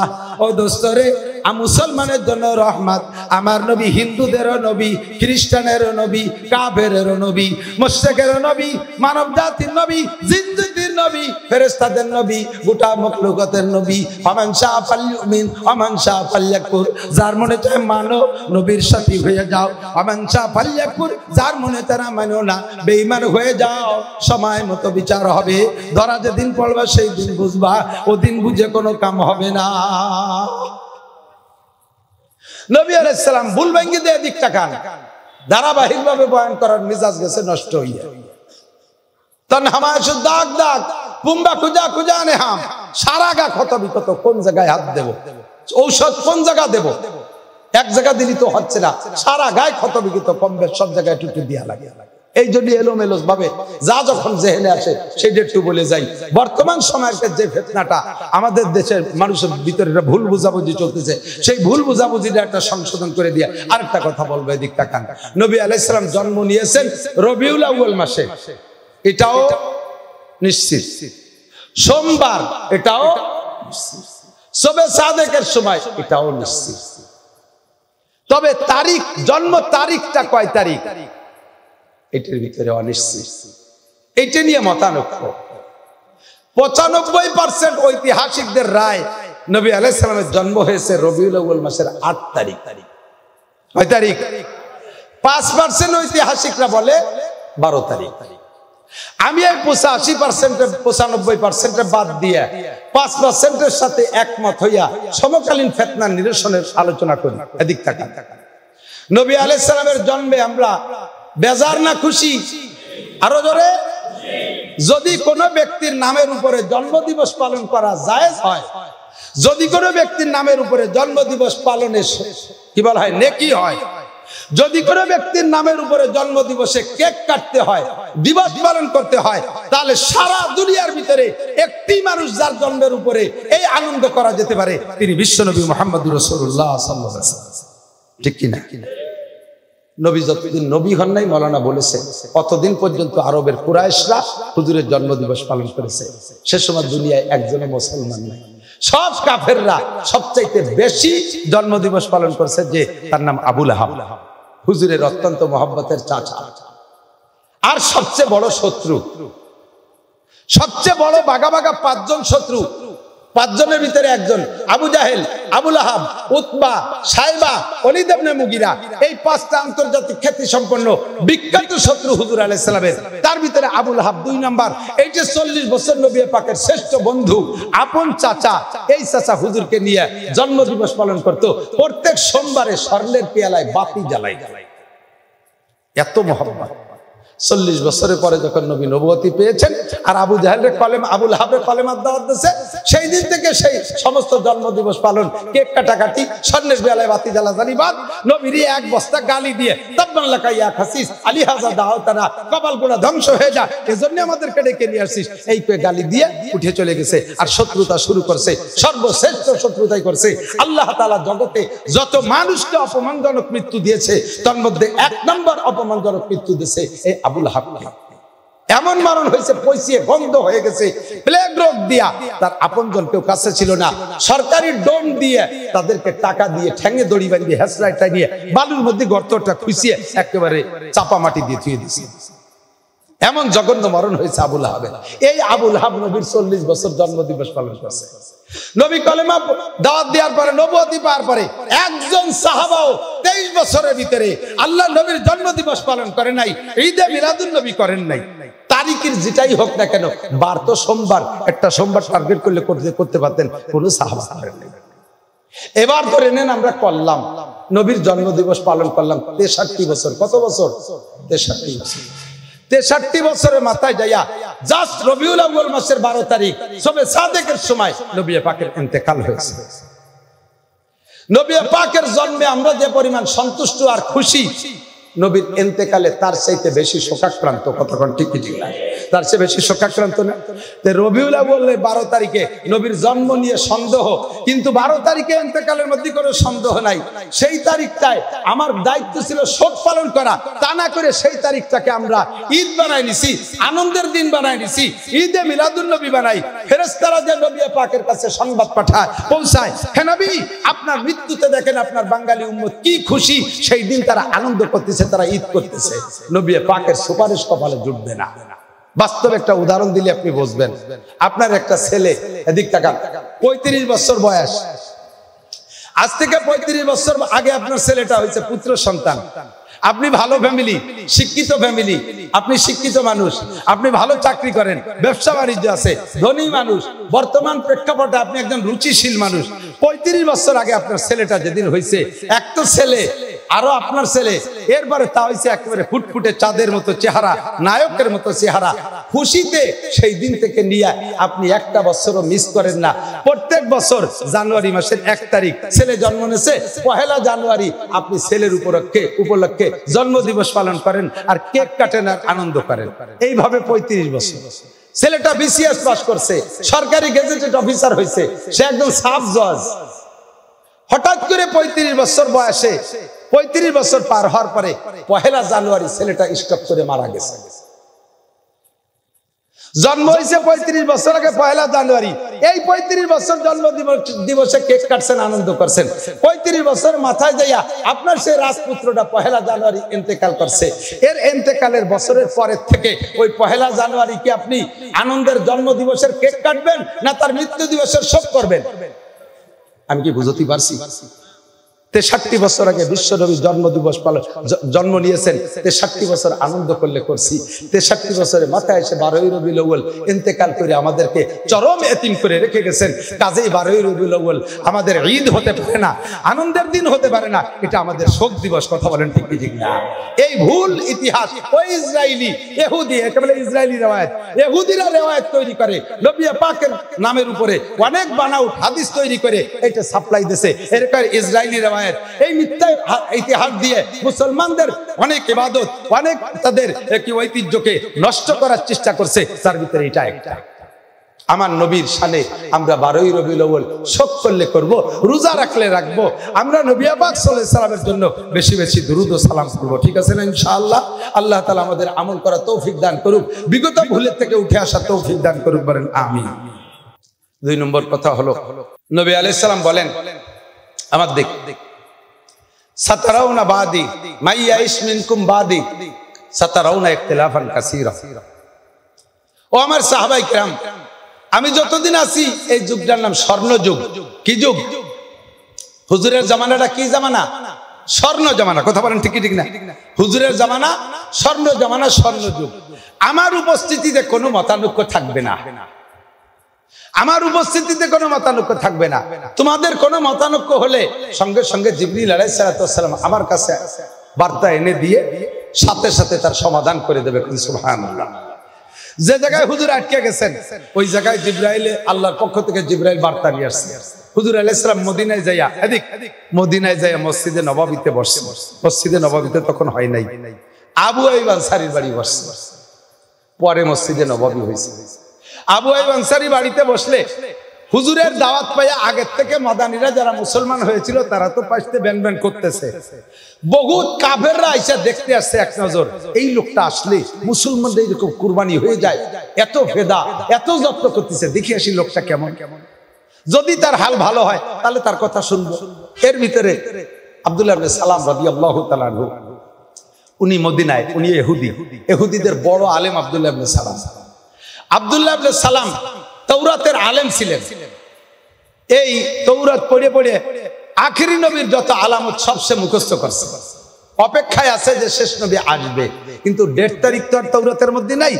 এমনি যে আলামত বলছে সে আলামতে পিরায় মিশে গেছে যে এই সময় আসলে আসতে পারে। ইতিমধ্যে হুজুর মক্কায় আবির্ভাব, কিন্তু আব্দুল্লাহ ইবনে সালামের জানা আছে ওই নবী যদি শেষ নবী হয়, উনি যদি সত্য নবী হয় যিনি মক্কায় আসছেন দাবি করছে, তাহলে তাওরাতে লিখছে উনি মক্কায় থাকতে পারবে 13 বছর, নবুয়তি পার পরে বাকি 10 বছর মদিনায় থাকতে হবে, ওনার হিজরত করতে হবে, এটা তাওরাতে লেখা আছে। আব্দুল্লাহ ইবনে সালাম খবর পাইও মক্কায় যে কলেমা পড়ে নাই, উনি অপেক্ষায় আছে যদি সত্য নবী হয় তাহলে 13 বছর পর তার মদিনায় আসতেই হবে, আর মদিনায় আসলে তারপরে কলেমা পড়বো। খালি 600 মাইল যাই আমি খালি বুড়ো মানুষ কষ্ট হবো কেন? উনি সেই অপেক্ষায় রয়েছে। দেখতে দেখতে 13 বছর চলে গেল, হুজুর মদিনায় চলে আসছেন। আব্দুল্লাহ ইবনে সালামের ইতিহাস প্রায় খাপের খাপ মিশে যাওয়ার মতো হয়ে গেছে। যখন দলে দলে লোক যাচ্ছে, এবার আব্দুল্লাহ ইবনে সালামও গেছে। উনি 3টে প্রশ্ন নিয়ে গেছে। এই 3টে প্রশ্ন আমি করব, যদি উত্তর দিতে পারে তাহলে বুঝবো নবী। এটা কোনো নবী রাসূল ছাড়া এই 3টে প্রশ্নের জবাব দিতে পারবে না। একটা হলো রূহ কি জিনিস, আরেকটা হলো ইস্কান্দার জুলকারনাইন কে, আরেকটা হলো আসহাবে কাহাফ কারা। এই 3 প্রশ্নের যদি জবাব দিতে পারে তাহলে বুঝবো যে নবী। তো আব্দুল্লাহ ইবনে সালাম 3টে প্রশ্ন নিয়ে যাইয়া হুজুরকে জিজ্ঞেস করবে। এর আগেই চেহারা দেখেই কয় যে সে প্রশ্ন হারাই গেছে, কিছু মনে নাই। চেহারা দেখে বুঝে ফেলাইছি এই লোকটা কোনোদিনও মিথ্যাবাদী হইতে পারে না। আরে জাকিরু ইয়াদুল্লু আলাল বাতিন, জাহের প্রমাণ করে বাতেনের উপরে, প্রকাশ্য অবস্থা ভিতরগত অবস্থার উপরে অনেকটা প্রমাণ করে। গাজা করে চেহারা দেখলে বোঝা যায়, কথা কন ঠিক না? এবা করে চেহারা দেখলে বোঝা যায়, জিনা করে চেহারা দেখলে বোঝা যায়, চোরের চেহারা দেখলে বোঝা যায়, ডাকাতির চেহারা দেখলে বোঝা যায়, ঘুষ করে চেহারা দেখলে বোঝা যায়, সুদ করে চেহারা দেখলে বোঝা যায়, নামাজি মানুষের চেহারা দেখলে বোঝা যায়। সীমা গুম্বি উজুহিহিম মিন আতারিস সুজুদ, নামাজি মানুষ যদি একেবারে কালো হয়, একেবারে বিলে ধাইপো কালো যদি হয়, তাহলে 40 দিন যদি ওই লোকটা তাকবীরে উলার সাথে জামাতে নামাজ পড়ে, আল্লাহ পাক তার সেই কালো চেহারার ভিতরে সিজদার একটা নূর চমকাইয়া দেয়। আর বেঈমান বদমায়েশ যদি একেবারে ফুটফুটে পরিষ্কার সাদা হয়, তবুও তার কুফরি আর নাফরমানির একটা কালো মেঘাচ্ছন্ন ছায়া তার চেহারার উপরে ভেসে ওঠে। কথা বলেন ঠিক না?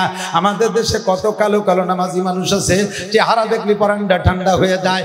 ইসরায়েলের প্রেসিডেন্ট বেনিয়ামিন নেতানিয়াহু, ইসরায়েলের প্রেসিডেন্ট বেনিয়ামিন নেতানিয়াহু, ও তো একেবারে ফর্সার জ্বালায় লাল, অথচ তার চেহারার ভিতরে হিংস্র ভাব প্রমাণ করে কি করে না?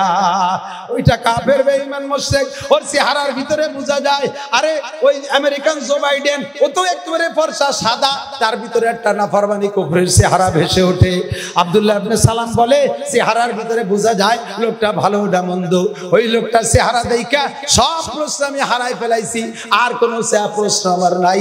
আমি অনায়াসে সিদ্ধান্ত নিয়ে ফেলাইছি, আমি পড়বো লা ইলাহা ইল্লাল্লাহ মুহাম্মাদুর রাসূলুল্লাহ। আল্লাহু আকবার, আল্লাহু আকবার। কয়েকদিন পরে আরাকি গুদি আইছে, আয়েশা নবী পাক সাল্লাল্লাহু আলাইহি সাল্লামকে জিজ্ঞাসা করে, ইয়া মুহাম্মদ, তুমি যদি সত্য নবী হও তাহলে আমার এই প্রশ্নটার সঠিক উত্তর দিতে পারবা, আর যদি তুমি ধোঁকাবাজ হও পারবা না। তুমি যদি প্রশ্নের জবাব দিতে পারো আমি তোমাকে নবী বলে স্বীকার করব, আর যদি উত্তর না দিতে পারো তাহলে আমি সারা দেশে এই কথা ভাইরাল করে দেব, এই মুহাম্মদ একটা ধোঁকাবাজ বাটপার। একটু জোরে কর না নাউজুবিল্লাহ। হুজুর বললেন বলো, আসআলনি, জিজ্ঞেস করো, কি তোমার জিজ্ঞাসা?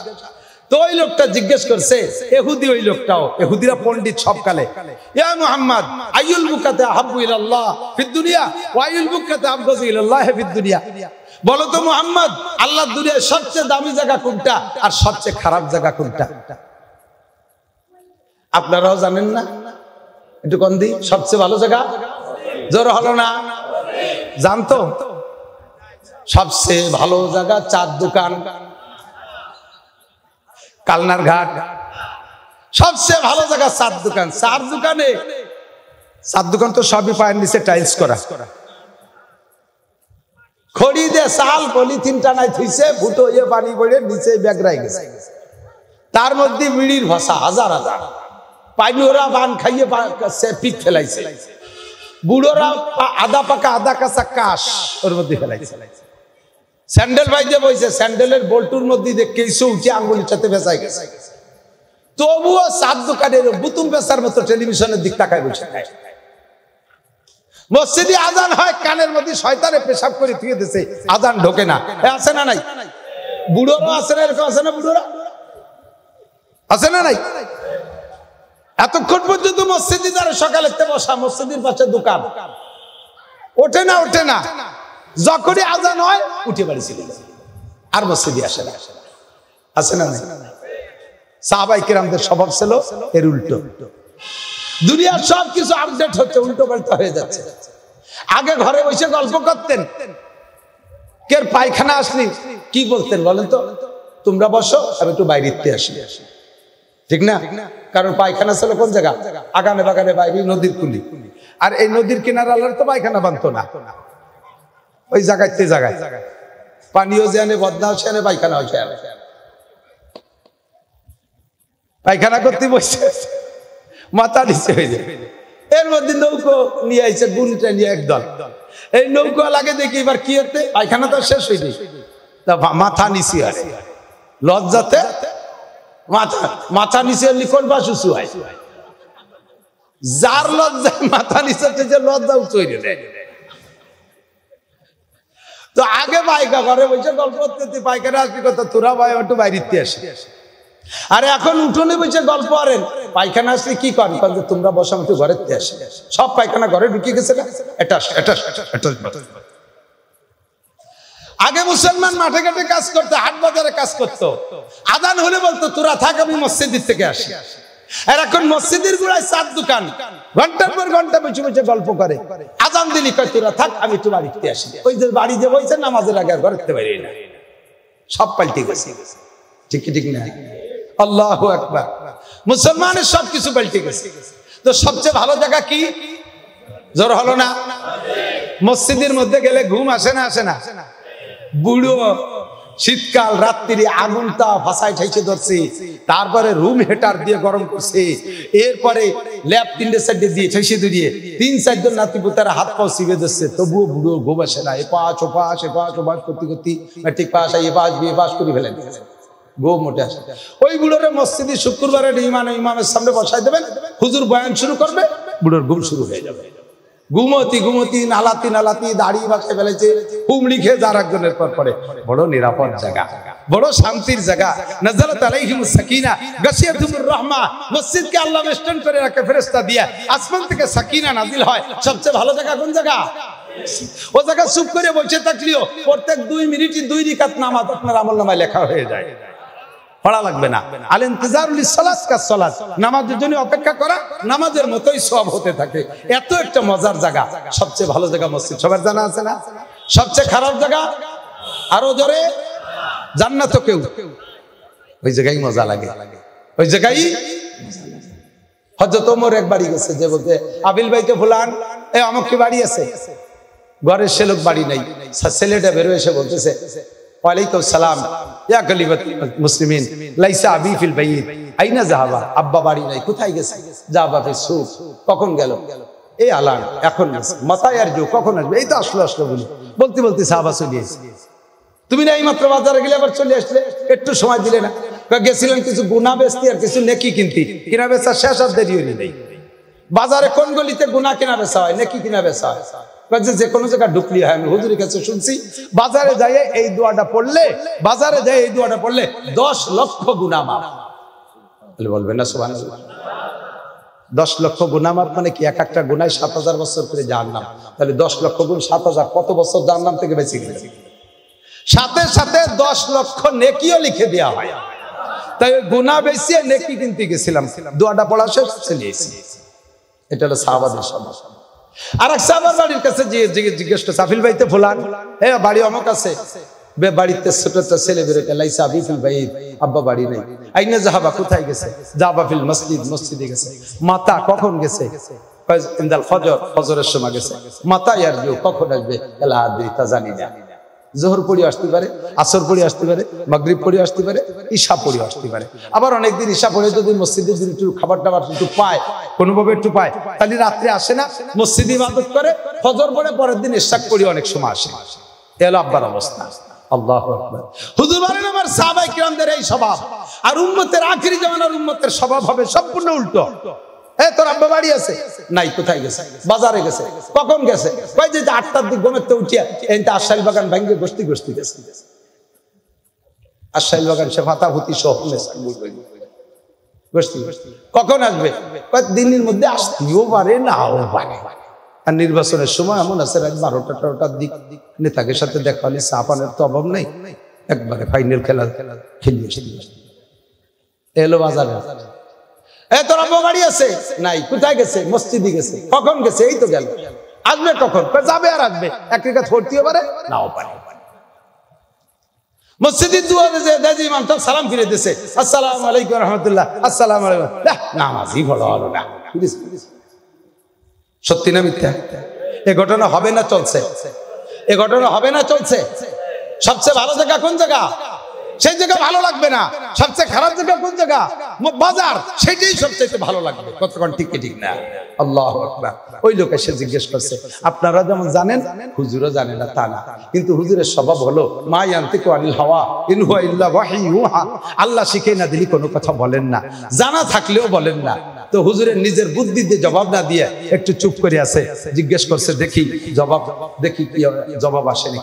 চুপ করে বসে থাকলে সাথে সাথে জিব্রাইল চলে এসে জিব্রাইল এসে বলে মা হাজান হুজুর কি চিন্তা করছেন? হুজুর বলে সালানি ইহুদি ইহুদি আমারে জিজ্ঞেস করছে দুনিয়ায় সবচেয়ে ভালো জায়গা আর খারাপ জায়গা কোনটা। আমি যা জানি তা তো বলি নাই। জিব্রাইল তুমি কি জানো একটু বলো তো, তাই উনারে বলে দেই। জিব্রাইল কয় হুজুর আমিও যা জানি তাও বলবো না, দেখি আসল জায়গাওয়ালা জানে নাকি, জায়গাওয়ালার কাছ থেকে শুনিয়ে আসি, তিনি তো অবশ্যই জানেন। আল্লাহ পাক রব্বুল আলামিন সমস্ত জায়গার মালিক কে? বলেন কুলিল্লাহুম্মা মালিকাল মুলক, এই জগতের মালিক কে? ইনিল হুকমু ইল্লা লিল্লাহ, জমির উপরে সমস্ত কর্তৃত্ব চলবে তার। কথা বলেন ঠিক ঠিক না? বাংলাদেশের মালিক কে? হে মুসলমান জবাব দেন কে? আমলিক করেন, বিএনপি করেন, জামাত করেন, জাতীয় পার্টি করেন, আপনার রাজনৈতিক ফাংশন, বাকি আপনাকে স্বীকার করতে হবে এই জমিনের মালিক কে?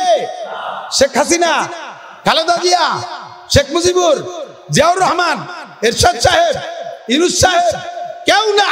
সে জগতের মালিক আল্লাহ। ইনিল হুকমু ইল্লা লিল্লাহ, এই জমিনের উপরে হুকুমত চলবে কার? যতদিন পর্যন্ত তার হুকুমত না বাস্তবায়ন না করবে ততদিন পর্যন্ত কেউ হুকুমত চালাইয়া শান্তি করতে পারবে না। তার হুকুমত নিয়ম ছাড়া এ জগতে হুকুমত চালাইয়া কেউ স্থায়ী হতে পারবে না, শান্তি করতে পারবে না। জগতের মালিক কে? তাহলে জমিনওয়ালার কাছে শুনে আসি এই জমিনের ভিতরে কোন জায়গাটা খারাপ আর কোনটা ভালো। হুজুর জিবরাইল বলতেছেন হুজুর আমি যে শুনে আসি। হুজুর বলেন জিবরাইল তুমি তো শুনতে যাবা, এদিক দিয়ে এই ইহুদি মনে করবেন যে মুহাম্মদ পারলো না, ও তো যে দেশ ভরে ছড়াই দিবে যে কি শির মুহাম্মদ যাই, তালি তুমি যাইও না, আমি জাফারি কয়ে দেই। তো জিবরাইল কয় হুজুর কত তাড়াতাড়ি আসতে হবে? হুজুর বলেন কত তাড়াতাড়ি পারবা? ফি তারফাতিল আইন, আপনি চক্ষু বন্ধ করে খুলবেন, আমি যেয়ে চলে আসি। কন্যা সুবহানাল্লাহ। এরকম চোখের পলক, এর কি কয়?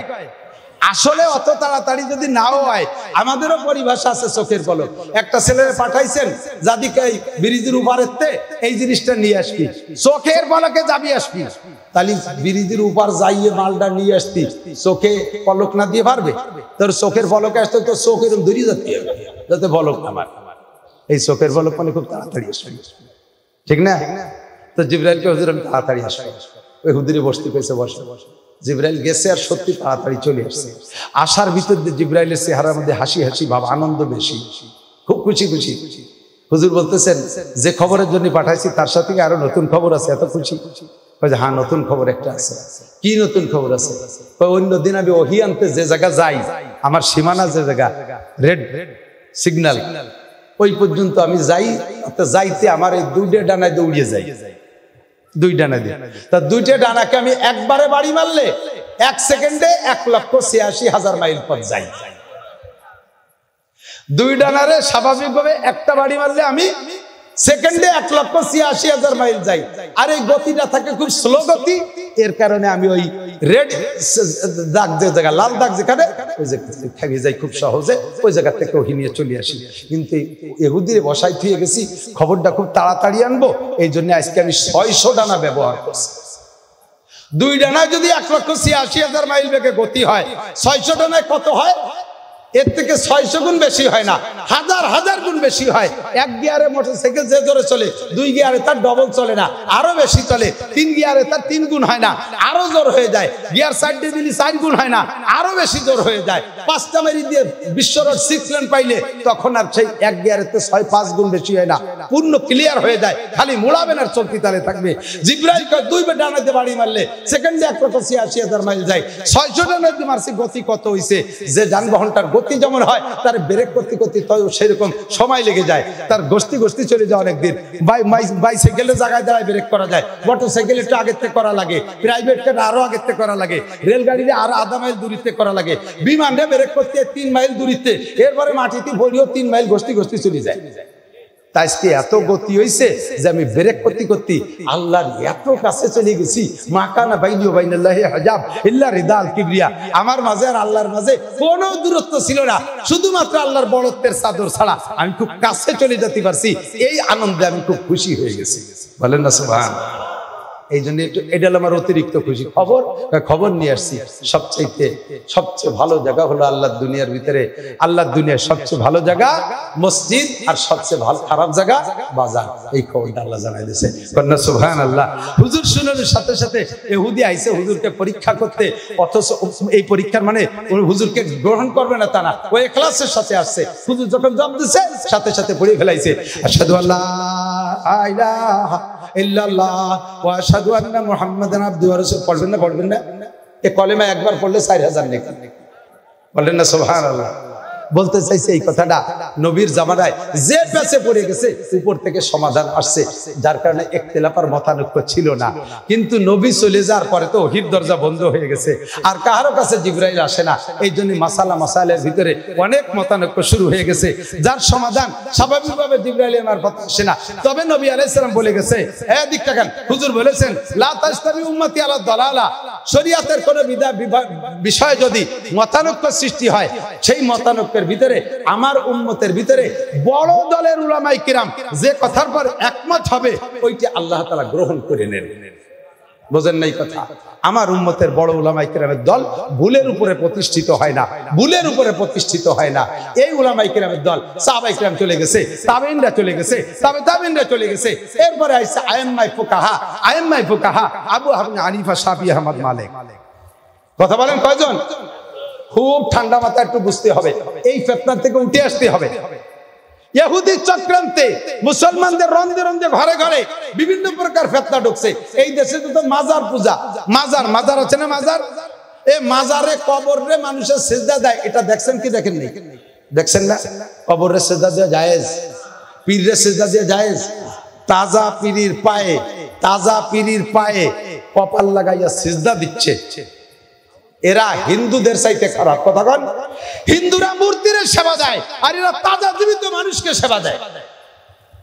কত বড় বেঈমান, কত বড় মুশরিক। বাংলাদেশে যত মাজার আছে সমস্ত মাজারের আবিষ্কারক মিস্টার ইবলিস। আর এই মাজারগুলোর উৎপত্তি, মাজারগুলো আসছে, এর গুরু হলো ভারতের হিন্দুরা। ভারতের থেকে এই মাজার বাংলাদেশে আগমন হয়েছে, আমদানি হয়েছে। এই ভারত হলো সমস্ত ফিতনার গুরু, এই ভারত সমস্ত ভেজালের মার্কাজ, ওখান থেকে সমস্ত ভেজালের আবিষ্কার হয়। গোলাম আহমদ কাদিয়ানি নবী পাকের এগেইনস্টে নবুয়তি দাবি করছে, ওর বাড়ি ইন্ডিয়া। ওর বাড়ি কি? দাওয়াত ও তাবলীগ সারা পৃথিবী জুড়ে এক নিয়মে চলতেছিল, সারা পৃথিবী জুড়ে। কথা বল, তাবলীগের ভিতরে কোনো মতানৈক্য ছিল না। আমাদের হুজুরদের রাজনৈতিক দলের ভিতরে 3 মৌলবী 13 দল, বাকি তাবলীগের মধ্যে কোনো মতানৈক্য ছিল না। এই তাবলীগের ভিতরে 2 দল বানায় দিয়েছে, সে প্রোডাকের বাড়িও ইন্ডিয়া। ভারতের থেকে এই গ্যাঞ্জাম শুরু করছে। কথা বল, এরপরে খাদ্যের যত ফরমালিন আর যত ভেজাল সব আমদানি হয় ইন্ডিয়ার থেকে। এদেশের মুসলমানকে ঔষধ খাইয়া 16 পয়জনে মাইরিয়ে ফেলানি। বর্তমানে নগদে আইসা ভারতের থেকে আসছে আর একটা, কি নাম? রামগিরি মহারাজ। মুসলমান রামগিরি মহারাজ, এই রামগিরি মহারাজ নবী পাকের শানে অনেক গুস্তাখি বক্তব্য দিয়া লাস্টে যেটা করছে এটা সবচাইতে বেশি জঘন্য। নবী পাকের মতো একটা মূর্তি বানাইয়া কয় যে এটা মুহাম্মদ। এবার নবী আলাইহিস সালামের নামের এই মূর্তিটার নাক সে ভেঙে ফেলাই দিয়ে কয় মুহাম্মাদের নাক বাংলা। আল্লাহ নবী বলেন লা ইউমিনু আহাদুকুম হাত্তা আকুনা হাব্বা ইলাইহি মিন ওয়ালিদিহি ওয়া ওয়ালাদিহি ওয়ান নাসি আজমাইন। হে বাংলাদেশের মুসলমান, হে ভারতের মুসলমান, হে পাকিস্তানের মুসলমান, সারা দুনিয়ার মুসলমান, তোমাদেরকে আমি জানাইয়া দেই লা ইউমিনু আহাদুকুম, তোমরা শুধু মুমিন বলে দাবি করো, লা ইলাহা ইল্লাল্লাহ মুহাম্মাদুর রাসূলুল্লাহ কইয়া মুমিন হইয়া তোমরা বইসা আছো, অতক্ষণ পর্যন্ত পাক্কা মুমিন হইতে পারবে না যতক্ষণ পর্যন্ত আমি মুহাম্মাদুর রাসূলুল্লাহকে তোমার জানের চাইতে, তোমার মালের চাইতে, তোমার আব্বার চাইতে, তোমার মায়ের চাইতে, তোমার ছেলের চাইতে, তোমার মেয়ের চাইতে, গোটা দুনিয়ার সব মানুষের চাইতে যতক্ষণ আমাকে ভালোবাসা দিতে না পারবা অতক্ষণ পর্যন্ত তুমি মুমিন হইতে পারবা না। জায়গায় বসে থেকে তুমি আশিক রাসূল দাবি করবা, জায়গায় বসে থেকে উম্মতের রাসূল দাবি করবা। তু কো যাবা সুন্নতে আহমদ কো যা বা মোহাম্মদ কা বুয়াদ নিসবত তুরা। আরে কলব মে সুজ नहीं, रूह में एहसास नहीं, कुछ भी पैगाम मोहम्मद का तुझे पास नहीं। অন্তরে জ্বালা নাই, আগাগোড়ায় সুন্নাত নাই, মাথার মধ্যে সুন্নাত নাই, শরীরের মধ্যে সুন্নাত নাই, ঘরের মধ্যে সুন্নাত নাই, কোন জায়গায় সুন্নাত নাই, অন্তরের ভিতরে জ্বালা নাই। বিশ্বনবীর নাক ভাঙে আর মুসলমান এই জায়গায় বসে বসে বিড়ি খাওয়ার চা খাও, নিজেদের রাজনীতি নিয়ে গল্প করো। 1 লক্ষ বঙ্গবন্ধুর চাইতে, কোটি কোটি বঙ্গবন্ধুর চাইতে আমার নবীর দাম কম না বেশি? আরে কথা কয় না কম না বেশি? বাংলাদেশের সমস্ত রাজনৈতিক দল রে, আল্লাহু আকবার, বিশ্বের সব রাজনৈতিক দল রে এক পাল্লায় রাখলে তাদের ওজন বেশি না আমার নবীর ওজন বেশি? একটু মুখে বলেন না কার ওজন বেশি? সারা দুনিয়ার সমস্ত পীর মাশায়েখ আলেম উলামাকে এক পাল্লায় উঠাই দিলে নবী তো দূরের কথা, আরে নবীর একটা লোমের সমান ওজন হবে না। কতক্ষণ ঠিক না? যেই নবী রাস্তায় দিয়ে হাঁটলে রোদ্রের তাপে নবীর কষ্ট হবে বিদায় অনায়াসে এক টাক মেঘ এসে নবীর মাথার উপরে ছায়া দিত।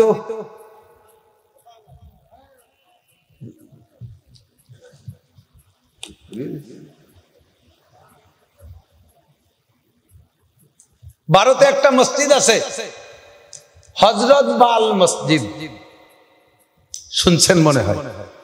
হযরত বাল মসজিদ, উর্দুতে বাল মানে লোম, পশম। বলা হয় ওই মসজিদে হুজুর আলাইহিস সালাতু ওয়াস সালামের গায়ের একটা লোম সংরক্ষিত আছে। বলেন সুবহানাল্লাহ। ভারতের বড় এক পুরোহিত এই ঠাউরির মতো, এই যে ঠাউরে বিয়াদবি আছে, এইরকম এক ঠাউর যাইয়া মসজিদের ইমাম সাহেবকে কয়, ইমাম সাহেব তোমরা এই মসজিদের নাম রাখছো হযরত বাল, তোমাদের নবীর লোম আছে, ওই লোমটা নবীর লোম না কার লোম? তার ঠিক কি? এই নবীর লোম দিয়ে মসজিদের কিরামতি বাড়াচ্ছ, তোমরা তো ধোঁকা দিতে পারো। ওই লোমটা যে তোমাদের নবীর লোম, প্রমাণ কি? তো ইমাম সাহেব বললেন তুমি কি প্রমাণ চাও? একটা কিছু দেখাও।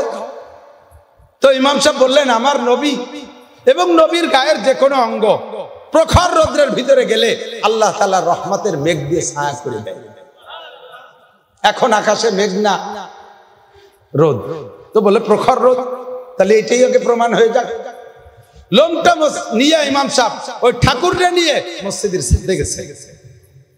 মসজিদের ছাদে গিয়ে আমি চৌমনিউদ্দুর রহমাতুল্লাহের কাছ থেকে গহরডাঙ্গার আমার শাইখুল হাদিস চৌমনিউদ্দুর হুজুরের কাছ থেকে শুনেছি, লোমটা নিয়ে মসজিদের ছাদে যাইয়া বক্সের থেকে লোমটা খুলছে, পরিষ্কার মেঘ, কি বলা হয়, রৌদ্রওয়ালা আকাশে হঠাৎ করে এক চাক মেঘ এসে মাথার উপরে দাঁড়িয়ে গেছে। ঠাকুর দেখে আসছেন, আরে বলে যা কইছে তাই তো। এরপরে আর কি চাও? আমার নবীর দোহাই দিয়ে আল্লাহর কাছে আমরা বৃষ্টি চাইলে বৃষ্টি পাই, তাহলে বলো তো। তো ইমাম সাহেব বলেন আল্লাহ এটা যদি তোমার নবীর লোম হয়ে থাকে, এই লোমের বদৌলতে, লোম ওয়ালার বদৌলতে তোমার রহমতের বৃষ্টি তুমি এই মেঘ থেকে বর্ষায়া দাও। মুষলধারে বৃষ্টি, দুইজনে দৌড়ে বৃষ্টি বৃষ্টি মসজিদে আসছে। ঠাকুর মসজিদে এসে কয় লা ইলাহা ইল্লাল্লাহ মুহাম্মাদুর রাসূলুল্লাহ। ও দোস্ত, আমার সেই নবীরে এই ভারত থেকে অপমান করবে, আর আপনি এই জায়গায় বসে বসে ঈদে মিলাদুন নবীর আনন্দ করবেন। একটা ঈদে মিলাদুন নবী পার্টি, যারা মাজার পার্টি, যারা সুন্নি বলে দাবি করে, এখন পর্যন্ত তাদের পক্ষ থেকে নবী পাকের শানে এই যে গুস্তাখ করেছে, এই গুস্তাখির জবাবে কোনো জায়গা মিটিং নাই, কোনো জায়গা মিছিল নাই, কোনো জায়গা সমাবেশ নাই, কোনো একটা বক্তব্য দিচ্ছে না। তারা শুধু জিলাপি খাইয়া চুপ করে বসে আছে। জিলাপি খাও উম্মত, দুধ খাওয়ার মজনু তুমি, গোস্ত দিয়া মজনু না। আমার নবীর শানে গুস্তাখ করবে আমার যুবক, প্রিয় যুবক, আমার বৃদ্ধ বাবারা, আজকে যদি এখনই ডাক আসে ভারত অভিমুখে লং মার্চ, বিশ্ব নবীর সাথে যে বেয়াদবি করেছে তার ফাঁসির দাবিতে ইন্ডিয়া পর্যন্ত হেঁটে যেতে হবে, রাজি আছেন? কারা কারা রাজি? জীবনের শেষ বিন্দু রক্ত দিয়ে হলেও আমরা এর প্রতিবাদ জানাবো তো ইনশাআল্লাহ। প্রতিবাদ জানাবেন ইনশাআল্লাহ। এটা কি খালি হুজুরকে দায়িত্ব না, সবার দায়িত্ব। দলমত নির্বিশেষে লোহাগড়া উলামা পরিষদের পক্ষ থেকে 2-3 দিনের ভিতরে ইনশাআল্লাহ, 2-1 দিনের ভিতরে ইনশাআল্লাহ আমরা এই উপলক্ষে মানববন্ধন, এই সমাবেশ করব, প্রতিবাদ মিছিল করব, আমরা স্মারক দেব ডিএনও সাহেবের কাছে। যাবেন তো ইনশাআল্লাহ? যাবেন তো ইনশাআল্লাহ? ঘরে বসে থাকলে নবী পাকের মহব্বতের ইজহার হবে না। হুজুর বলে আমাকে ভালোবাসতে হবে তোমার আব্বার চেয়ে বেশি, তোমার মার চেয়ে বেশি। তোমার মায়ের ওসিলায় তুমি আসো নাই, মায়ের পেট দিয়ে পাঠাইছে, তোমার মাও তো জন্ম নিয়েছে সেই নবীর ওসিলায়, তোমার বাপের মাধ্যমে পাঠাইছে, ওসিলা সেই নবী।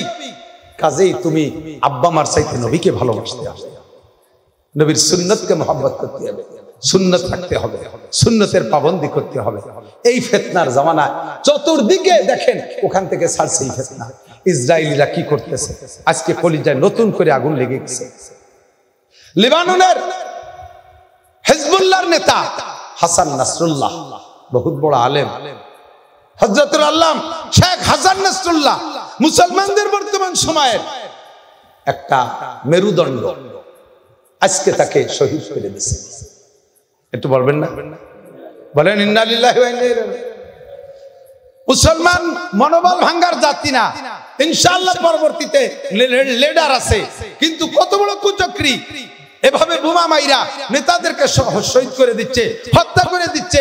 এই মুহূর্তে মুসলমান আমরা শুধু মিলাদ করি, আমরা শুধু চা খাই, আমরা নিজেদের দলবল নিয়ে সামনের দিকে বাড়ার চেষ্টা করতেছি। হয় বিএনপি হবে, নয় জামাত ইসলাম হবে, নয় খিলাফত মজলিস হবে, আবার আওয়ামী লীগরা তলে তলে দল গঠন করতেছে, আবার আওয়ামী লীগ আসবে।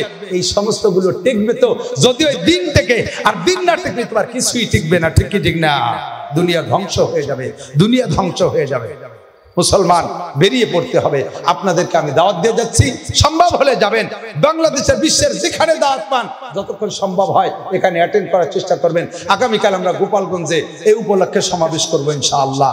মানববন্ধন হবে, আমরা ডিসি বরাবর স্মারক দেব, যাতে এই খবর বিশ্বের কাছে পৌঁছে যায় যে বিশ্ব নবীর অপমান সইবে না রে মুসলমান। একটা স্লোগান হবে না? বলেন, বিশ্ব নবীর অপমান। জবান বন্ধ করে বসে থাকবেন? বুড়ো মানুষ বলে পারতেছেন না, যেটুক পারেন বলবেন না? যুবকরা একেবারে কণ্ঠ ফাটানো আওয়াজ, বিশ্ব নবীর অপমান, বিশ্ব নবীর অপমান, বিশ্ব নবীর শত্রুর দুই গালে, ভারতের ঠাকুরের দুই গালে, বিশ্বের মুসলিম এক হয়ে শুয়ে থাকলে তো হবে না, এক হয়ে বসে থাকলে হবে? এক হয়ে কিছু করতে হবে না? কি করতে হবে? জিহাদ করতে বলবেন, এক হও, জিহাদ করো। বিশ্বের মুসলমান, বিশ্বের মুসলমান, নারায়ে তাকবীর। যাবেন তো ইনশাআল্লাহ? লোহাগাড়ার ডাকে যাবেন তো ইনশাআল্লাহ? ওলামায়ে কেরাম থাকবে, দলে দলে মিছিল নিয়ে যাবেন। আর যা বলার কোনোদিন কিছু বলি নেই। হিন্দু ভাইদের ধর্মীয় অনুভূতিতে আঘাত লাগে এমন কিছুই বলি না। আমরা আমাদের নিজেদের ভাষা নিয়ে অমাবস্যা তার হিন্দুকে কি কব? মুসলমান সুদ খায়, মুসলমান ঘুষ খায়, রাস্তার খোয়া খাইয়ে ফেলে, ব্রিজের পিস খাইয়ে ফেলে, কারেন্টের খাম্বা খাইয়ে ফেলে, বিজিএফ কাট পঙ্গু ভাতা খাইয়ে ফেলে নেতারা। কথা কর না? সুদখোর, ঘুষখোর, গাঁজাখোর, এবাখোর, ফেন্সিডিল, হিরোইন, জেনাখোর, একেবারে সমাজে এটা দাবানলের মতো ছড়িয়ে পড়ছে, সর্বস্তরে সব জায়গা ছড়িয়ে গেছে। ঠিক কি ঠিক না? মেয়েরা বেপরদা করতেছে, মহিলারা হয়ে গেছে বড় বড় বক্তা। আপনাকে তো কইছে নাকি জানি না, বড় বড় আল্লামা মহিলা, আহলে হাদিস মহিলা, মহিলারা বগল বইরে বইয়ে নিয়ে দেশে ছড়াই দিচ্ছে। ইমামকে চাকরি ধার কায়দা নাই, ইমামরা স্বাভাবিকভাবে যে যা জানে তাই দিয়ে ইমামতি খাচ্ছে। তারা তো এই সমাজে এক অবস্থা আছে যার কারণে ক্রিটিক্যালের মধ্যে মাথা দেয় না। এই মহিলা, পুরুষ, যুবকরা এরাই ছোটি ছোটি বই, মিস্টার জাকির নায়েকের বই, আর এই জাতীয় আহলে হাদিস যারা আছে, আব্দুর রাজ্জাক বিন ইউসুফ, তাদের বই একটু পড়িয়ে নতুন কিছু শিখে নতুন ধর্ম প্রচারের জন্য আদা দল খেয়ে নামছে, ক্রেডিট দেখায়, মসজিদে যে নামাজ পড়ে ঠ্যাং ফাঁক করে দিয়ে পাশের যে মুরব্বী থাক আর মকলেস থাক লাইচুতি লাইচুতি সরাই ফেলে। এই আমাকে আপনাকে নড়াল জেলার ভিতরে আছে পানিপাড়া, এক গ্রাম, ছোট হয়ে যাচ্ছে পানিপাড়া, আমি জানি না ওই মসজিদ আগে মসজিদে গেছি নামাজ পড়তি, আমার ভাষা যে দাঁড়াইছে সে খালি আমার পাও দিয়ে নাইতে, আমি একটু সরি, আমি জোর জায়গায় কম হয়ে যাচ্ছে, পরে টের পাইছি যে ওই ফাঁকা হয়ে দাঁড়ায়। শেষে আমি সরা শুরু করলাম, দেই তোর সেগায় কটুক কুট হয়, তো ঠ্যাং কটুক ফাঁক হয় দেই, আমি মসজিদিতে নামিয়ে যাবো দরকার। যাইয়ে জোর একটা আমিন কইলে সবাই জানে যে, বুঝতে পারে যে ইনি এখন নামাজ পড়া শুরু করছে, উনি এখন নামাজ পড়ে। আমিন। জিজ্ঞেস করছি সেদিনকে একজন নব আহলে হাদিস, আগে হানাফি মাযহাবের ছিল, ইদানিং আহলে হাদিস আছে। তা আমি বললাম, এই আপনারা বুঝেন বুঝেন বুঝেন, দিক থেকে তুমি আগে তো হানাফি ছিলে, আমাদের সাথে এই নামাজ কালাম পড়তে, ইদানিং সেই নামাজ ছাড়িয়ে দিয়ে এই নামাজ ধরলে, এবার ফতোয়া দাও। এ আমাকে আগে তুমি যে আগের নামাজগুলো পড়ছো ওগুলো কি হইছে কি হই নেই? যদি না হয়ে থাকে তাহলে সেই নামাজগুলো আবার কাজা পড়তে হবে। কথা কন, তা কি পড়ো? কয় না তা পড়ি না। তো এইবার ফতোয়া দাও, এই আমরা হানাফি মাযহাবের যে নামাজ পড়ি এই নামাজ কি হয় কি হয় না বলো? কাকা তা জিজ্ঞেস করছেন। কয় কব আগে কও হয় কি হয় না? কয় যে হয় নামাজ। তা নামাজ যদি হয় তা তুই ছাড়লি কে? নামাজ হইলে তুই ছাড়লি কে? ছাড়িয়ে নতুন একটা এনে মসজিদের ভিতরে হজবজল সৃষ্টি করিস কে? এই হজবরল কারণ সৃষ্টি করিস। আর যদি কই যে হয় না বল, হয়তো বলবি যে হয় না। যদি কইস হয় না, তাহলে যদি হয় না তাহলে হানাফি মাযহাবের ইমাম সাহেব মসজিদে নামাজ পড়ায়, তুই তার পিছনে নামাজ পড়িস কিভাবে? ইমামের যদি নামাজ নাই তো তোর নামাজ হয় কি রে? কথা কি বোঝেন নাই? যদি হয় নামাজ ইমামের তাহলে তুই কেন ছাড়লি? আর যদি না হয় তাহলে সেই ইমামের পিছনে নামাজ পড়িস, তোরই তো হয় না, তাই সে নেক্সট করিস কেন? পারলি যা সামনে যা। আবাল গাতির গরু সুরকিরা ছুদ্দ যে ভর্তি পারে না, চটি বই দিয়ে বগলের নিয়ে বার হইছে। ভয় লাগতেছে মহিলা, এ মহিলারা বাড়ি বাড়ি যাইয়া এ মিটিংয়ের ভিতরে তশকিল করতেছে। আপা তারাবির নামাজ কয় রিকাত পড়ে? কয় যে ক্যা 20 রিকাত। আমাকে সদস্য পড়ছে, আমাকে হাটাজারি হুজুর, আমাকে হান্নান হুজুর, মিরাজ হুজুর, আমাকে দেশের সব হুজুর 20 রিকাত, আমরা 20 রিকাত পড়ি। মহিলা মুফতি সাহেব উনি 20 রিকাত থাকলেই পড়েন। 20 রিকাত তো কোনো জায়গা নাই। কোন জায়গা নাই মানে কোন জায়গা নাই? কয় মূল কিতাব হলো বুখারী শরীফ। এই বুখারী শরীফ আমি নিয়ে আসি, বগল ভরে বুখারী শরীফ। এই দেন বগল ভরা সব বুখারী। কত বুখারী? 60 খেন নিয়ে আসি বুখারী। কি কয়?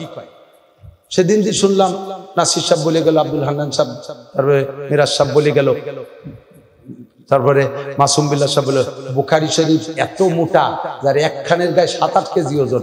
7-8 কেজি ওজন তুমি 60 খান বগলের নিয়েছো বিটি মানুষ। তোমার বুখারী সাইজ কি? এই যে 6 পাতার বুখারী, ওর মধ্যে জামেলার হাদিস কটা গুছাইয়া একটা কিতাব ছোট্ট রিসালা বানাইয়া অনুবাদ দেখে লিখে দিয়ে তাই দিয়ে 6 পাতার বুখারী বগল ভরিয়ে দিয়েছে।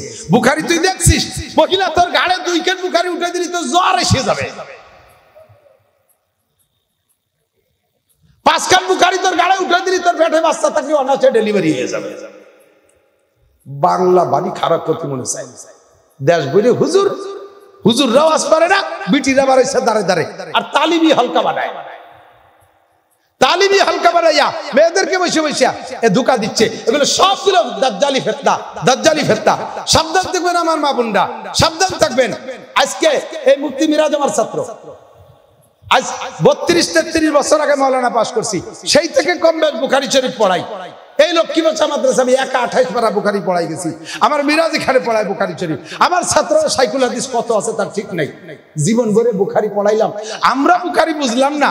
আর উনি জীবনের কোনদিন কোনো হুজুরের কাছে পড়ে নাই, 6 পাতার ছোটি বই বুখারী পড়িয়া ফতোয়া দেয়। এই সমস্তগুলো ফতোয়াবাজদের হাত থেকে সমাজকে হেফাজত করবেন।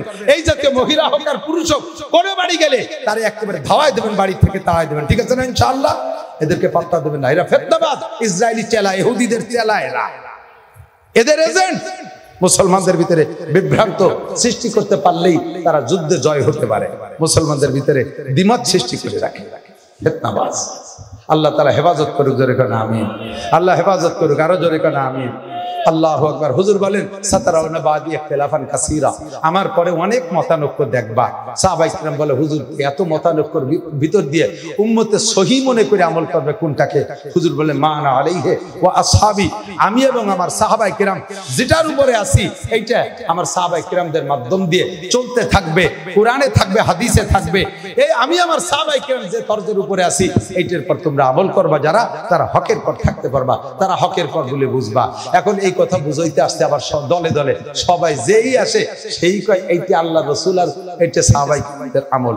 এই মুহূর্তে কি করব কোন দিদি বোঝেন নাই কথা? যে হুজুর আছে সেই হুজুর আইছে কয় যে আমরা নবী আর সাহাবাদের আমলের উপরে আছি। এখন আপনার বিবেক রে কাজে লাগাইতে হবে, আপনার বিবেক রে কাজে লাগাইতে হবে। আপনি বলদ সাজলি হবে না। আপনি আখের খেতে চালাক, ধানের খেতে চালাক, পানের বরজে চালাক, আম বাগানে চালাক, ব্যবসা বাণিজ্যে চালাক, পাটের ব্যবসায় চালাক, চামড়ার ব্যবসায় চালাক, মাছের ঘেরে চালাক। আপনি ধর্মের ক্ষেত্রে সেখানে বলদ হবেন। এজন্য আপনাকে সতর্ক হতে হবে, আপনাকে একটু বুঝতে হবে। দেখতে হবে যেই লোকটার কথায় কাজে আমলে মিল আছে, নিজের একটু বিবেক রে কাজে লাগাইয়া হকটাকে আপনি চিনে নেবেন, হকরে আপনি বুঝে নেবেন, হকের পর আমল করবেন। রাজি আছেন না ইনশাআল্লাহ? আল্লাহ তাআলা আমাদের সকলকে তৌফিক দান করে, আল্লাহ আমাদের সকলকে বুঝ দান করে, সবাই বলে আমিন। আর বেশি বলবো না, দিনের বেলা প্রোগ্রাম আছে, কালকে সারাদিন প্রোগ্রাম আছে সামনে। আমাদেরকে যদি দিনের উপরে চলতে হয় তাহলে সবসময় ওলামায়ে কেরাম, আপনাদের বড় ভাগ্য, আপনারা বড় ভাগ্যবান আল্লাহর রহমতে। এই যে আমাদের লক্ষ্মী ভাষা মাদ্রাসা আছে, ইতনে মাদ্রাসা আছে, এরপরে এই যে আমাদের মাওলানা ওহিদুজ্জামান, ওহিদ না তাওহিদ, তাওহিদ, এই যে কামঠানা মাদ্রাসা করছে, ও আমার ছাত্র, ওর মাদ্রাসা ভালো লেখাপড়া চলতেছে। মাওলানা মাসুম বিল্লাহ, বড় বড় আলেম ওলামা আপনাদের কাছে আছে।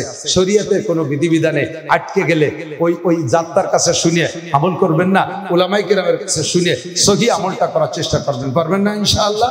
আল্লাহ তাআলা তৌফিক দান করুন। আর অবশেষে দাওয়াত দিয়ে যাই, অবশেষে দাওয়াত দিয়ে যাই, দিনকে বুঝে দিনের পর আমল করার জন্য এই মুহূর্তে দাওয়াত ও তাবলীগ সাধারণ পাবলিকের জন্য একান্ত জরুরি, একান্ত জরুরি। আপনি জামাত করেন, বিএনপি করেন, আমলিগ করেন, এটা আপনার রাজনৈতিক রুচি, সে জায়গা থেকে আমি আপনাকে পরামর্শ দিচ্ছি না, সেখানে আপনি যা খুশি তাই করতে পারেন। বাকি মুসলমান হয়ে কবরে যেতে হবে। এই জন্য মুসলমানিত্বের প্রশিক্ষণ কেন্দ্র, মুসলমানদের প্রশিক্ষণের জন্য ট্রেনিং সেন্টার হলো দাওয়াত ও তাবলীগের কারখানা। ওর মধ্যে আমলিগ আলারও শিখায়, বিএনপি আলারও শিখায়, জাতীয় পার্টিতে শিখায়, আটরশি, চন্দ্রপাড়া, মানিকগঞ্জ, সুরেশ্বর, ভোজেশ্বর, ইনায়তপুর, বাহাদুরপুর, ফরিদপুর, মাদারীপুর, শরীয়তপুর, যে পুরীর লোক যাবেন সেই পুরের লোককে হাতে ধরে ঢিলা কুলুপ ধরা শিখায়, মেসক করা শিখায়, অজু গোসল শিখায়, খানার লুকমা চাবাবেন কিভাবে তা পর্যন্ত শিখায়, ছানা কিভাবে বানবেন, আজান কিভাবে দেবেন, একামত কিভাবে দেবেন, নামাজের 13টা ফরজ, নামাজের 14টা ওয়াজিব, 28টে সুন্নতে মুআক্কাদা, নামাজ ভাঙার কারণ 19টে, হুজুর ফরজ 4টে, গোসলের ফরজ 3টে। এদিক তাকান, যেটা বড় তার ফরজ বেশি হওয়া দরকার না?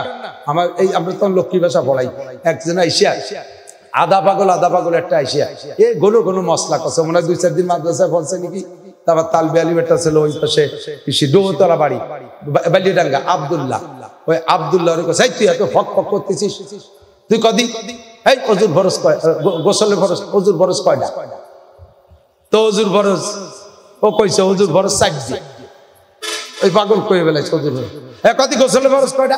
গোসলের ফরজ তো 6টা। অজুর ফরজ 4টে, গোসলের ফরজ 6টা কি রাখছিস? কয় যে অজু একটুক ছোট, তাতে যদি 4 ফরজ লাগে, এত বড় গোসলে 6টার খুব হয়? তো অজুর ফরজ কয়টা? গোসল বড় হলেও ফরজ একটা কম, 3টে। কথা কন, তাবলীগ আলারা বড় সুন্দর কয়, বলো তো গোসলের ফরজ কয়টি? কয় 3টি। কি কি? 1 নম্বরে গরম পানি, 2 নম্বরে সাবানদানি, 3 নম্বরে গামছা খানি। গরম পানি, সাবানদানি, গামছা খানি, এই তো আর গোসলের ফরজ না। গোসলের ফরজ আপনাকে শিখতে হবে। অজু ভাঙ্গার কারণ কয়টা? 7টা। কইতে পারবেন? ইন্টারভিউ নেব? সবাই পারবেন না। অজু ভাঙ্গার কারণ 7টা। নামাজের মধ্যে জোরে হাসিয়ে দিলি অজু ভাঙ্গে, এই হাস নামাজের বাইরে হাসলি অজু ভাঙ্গে না। তা নামাজের মধ্যে ঢুকে হাসিয়ে দিলি অজু ভাঙ্গবে কেন? হাস কি নাপাক দেখি? যদি হাসি নাপাক হয় তাহলে তো নামাজের বাইরে হাসিয়ে দিলি অজু ভাঙ্গবে, নামাজও ভাঙবে, অজুও ভাঙবে। এটা আকলে ধরে না। এর নাম হলো আমরে তাআব্বুদি, খিলাফে কিয়াস, যুক্তির বাহিরে মাসালা। আল্লাহ রাসূল যেভাবে বলছে ওইটা আমাকে মেনে নিতে প্রস্তুত, ঠিক কি ঠিক না? এখন এই সবগুলো আপনাকে সুন্দর করে হাতে ধরে শিক্ষা দেওয়ার জায়গা হলো দাওয়াত ও তাবলীগের কারখানা। ওখানে একটু সময় দেন। আল্লাহ তাআলা আমাদের সকলকে তাবলীগে যাইয়া দিন শিখে দিনের পর চলার তৌফিক দান করে, সবাই বলেন আমিন। আর অল্প একটু রাজনীতি করি, এদিক তাকান, অল্প একটু রাজনীতি করি। শেষমেশ আমরা আওয়ামী লীগের ক্ষমতা, রাজনীতি, দেশ চালানো দেখছি না, সমালোচনা করতেছি না, সমালোচনা করতেছি না। কোনটা যেভাবে চালাইছে ভালো চালাইছে। মাল্লাম ইয়াশকুরিল্লাহ সালাম ইয়াশকুরিল্লাহ, যে মানুষের শুকর আদায় করতে পারে না সে আল্লাহরও শুকর আদায় করতে পারে না। কালনার খেয়াঘাটে এই বাসতে ওয়াজ করে আইসা রাত 12টার দিকে আইসি, আসার সাথে সাথে ফেরিতে উঠে গেছি, এর মধ্যে কুয়াশায় গাং সাদা হয়ে গেছে। ওই ফেরির উপরে গাড়ির মধ্যে বসা, পরের দিন বেলা 9টার সময় পার হয়েছে। আর এখন আর দিন রাত নাই, চলে যাওয়া যায়। কি শুনি, একটু তো বলা লাগে। এরকম যা করছে সেগুলো প্রশংসা করি, বাকি আরো যেগুলো করছে তাও আমরা জানি। যে কোনো ভাবে তাদেরকে বিদায় হয়ে গেছে, চলে গেছে। এর আগে বিএনপিরও দেখছি না। এখন বলতে বাধ্য, কোন চাষি বা কোন সালুন খার জোর, না কি বলেন? তারাও কত ভালো ছিল, তাদের ভোটগুলো কাটিয়ে বিএনপি আওয়ামী লীগরে দিয়ে নির্বাচনে আওয়ামী লীগরে জয় করেছিল, বিএনপির সমর্থকরা ভোট দিয়েছিল। তাহলে ভালো মন্দ সব আমাকে দেখা হয়ে গেছে। আপাতত আমরা নিউট্রাল আছি, বর্তমানে কোনো সরকার নেই। দোয়া করি আল্লাহ তাআলা ভালো একটা নির্বাচন দিক। একটা বার, অনলি একটা বার আমরা কোরআনের শাসন দেখতে চাই। এতে কি একমত? অলি কেমন মনে হয় কোন তো দেই? আওয়ামী লীগ যারা আছেন, বিএনপি যারা আছেন, তারাও বলেন কোরআনের শাসন হলে কি আপনার ক্ষতি হবে? ভালো হবে কিনা? যদি ভালো হবে না মন্দ হবে তা তো বুঝি না, কারণ দেই নেই তো করে দিন। একবার না দেখি না, একবার অন টেস্ট। তবে যদি একবার দেখেন ইনশাআল্লাহ ফল এমন পাবেন আফগানিস্তানের মুসলমানরা যেভাবে পাচ্ছে। বলে থাকি মাঝে মাঝে, আফগানিস্তানের মাত্র 2 বছর চলে তালেবানদের শাসনকাল। সারা পৃথিবীর ভিতরে তাদের টাকার মান হয়ে গেছে রোল নাম্বার 3। আমেরিকার ডলারের চাইতে আফগানের টাকার দাম বেশি হয়ে গেছে। এরপরে কি হয়েছে জানেন? সেই আফগানের জমি, ওই জমিতে এই তালেবানরা আসার আগে যেই আনার গাছ লাগানো ছিল, আনার গাছ, ডালিম গাছ, সেই গাছই রয়েছে, গাছ পাল্টাই নেই। আগে ওই গাছের ডালিম 1 কেজি অতি 4 লাগতো, 4 ডালিমই 1 কেজি। সেই গাছই রয়েছে, শুধু শাসন ব্যবস্থা পাল্টে গেছে। এখন 1 ডালিমই 1 কেজি, 1.5 কেজি, 2 কেজি হয়। শাসন ব্যবস্থা কোরআনী শাসন। মেয়েদের পর্দা করাচ্ছে, পশ্চিমে খাটাস দিয়ে চোখ কাটাচ্ছে, তাই নিয়ে সমালোচনা করে। রাস্তাঘাটে জাতি হচ্ছে না, পার্কে জাতি হচ্ছে না, একটু মোহাম্মতের সাথে একটু জিনা করবে, তা করতে হচ্ছে না। দাতালের দল শুলিয়ে ফেলা দিতে হবে বাড়িয়ে কতক্ষণ ঢুকে দেখ আফগানিস্তানে। সিলি 40 বছর 20 বছর ছেলে রাশিয়ানরা তারা মার খেয়ে গেছে। 20 বছর ন্যাটো বাহিনী, পরনের কাপড় নিয়ে যেতে পারিস নাই, অস্ত্র ফস্ত্র ফেলাই দিয়ে গেছিস। আর আফগানের দিকে আঙ্গুল চড়ার ক্ষমতা নাই। মোল্লারা ধরছে তো কায়দা মতো ধরছে, এবং জনগণ মোল্লাদের শাসনের সুফল অনুভব করতেছে। কাজেই তারা জীবন দিয়ে আফগানকে রক্ষা করবে। এটা হলো কোরআনী শাসন। আমরা একটাবার একটু দেখতে চাই, বলেন আমিন। তবে আপনাদের কাছে আমি দোয়া চাই, আল্লাহ যেন 3 মৌলবী 13 দল নয়, সব মৌলবী মিলে এক দল হোক, বলেন না আমিন। তাহলে ভোট দেবেন না? আমি মৌলবীকে কই আছি, গুড়ার মৌলবী যারা, আমি তো অত গুড়ার না, আমি তো পাতার মাথার কুনার এক কুনাও না।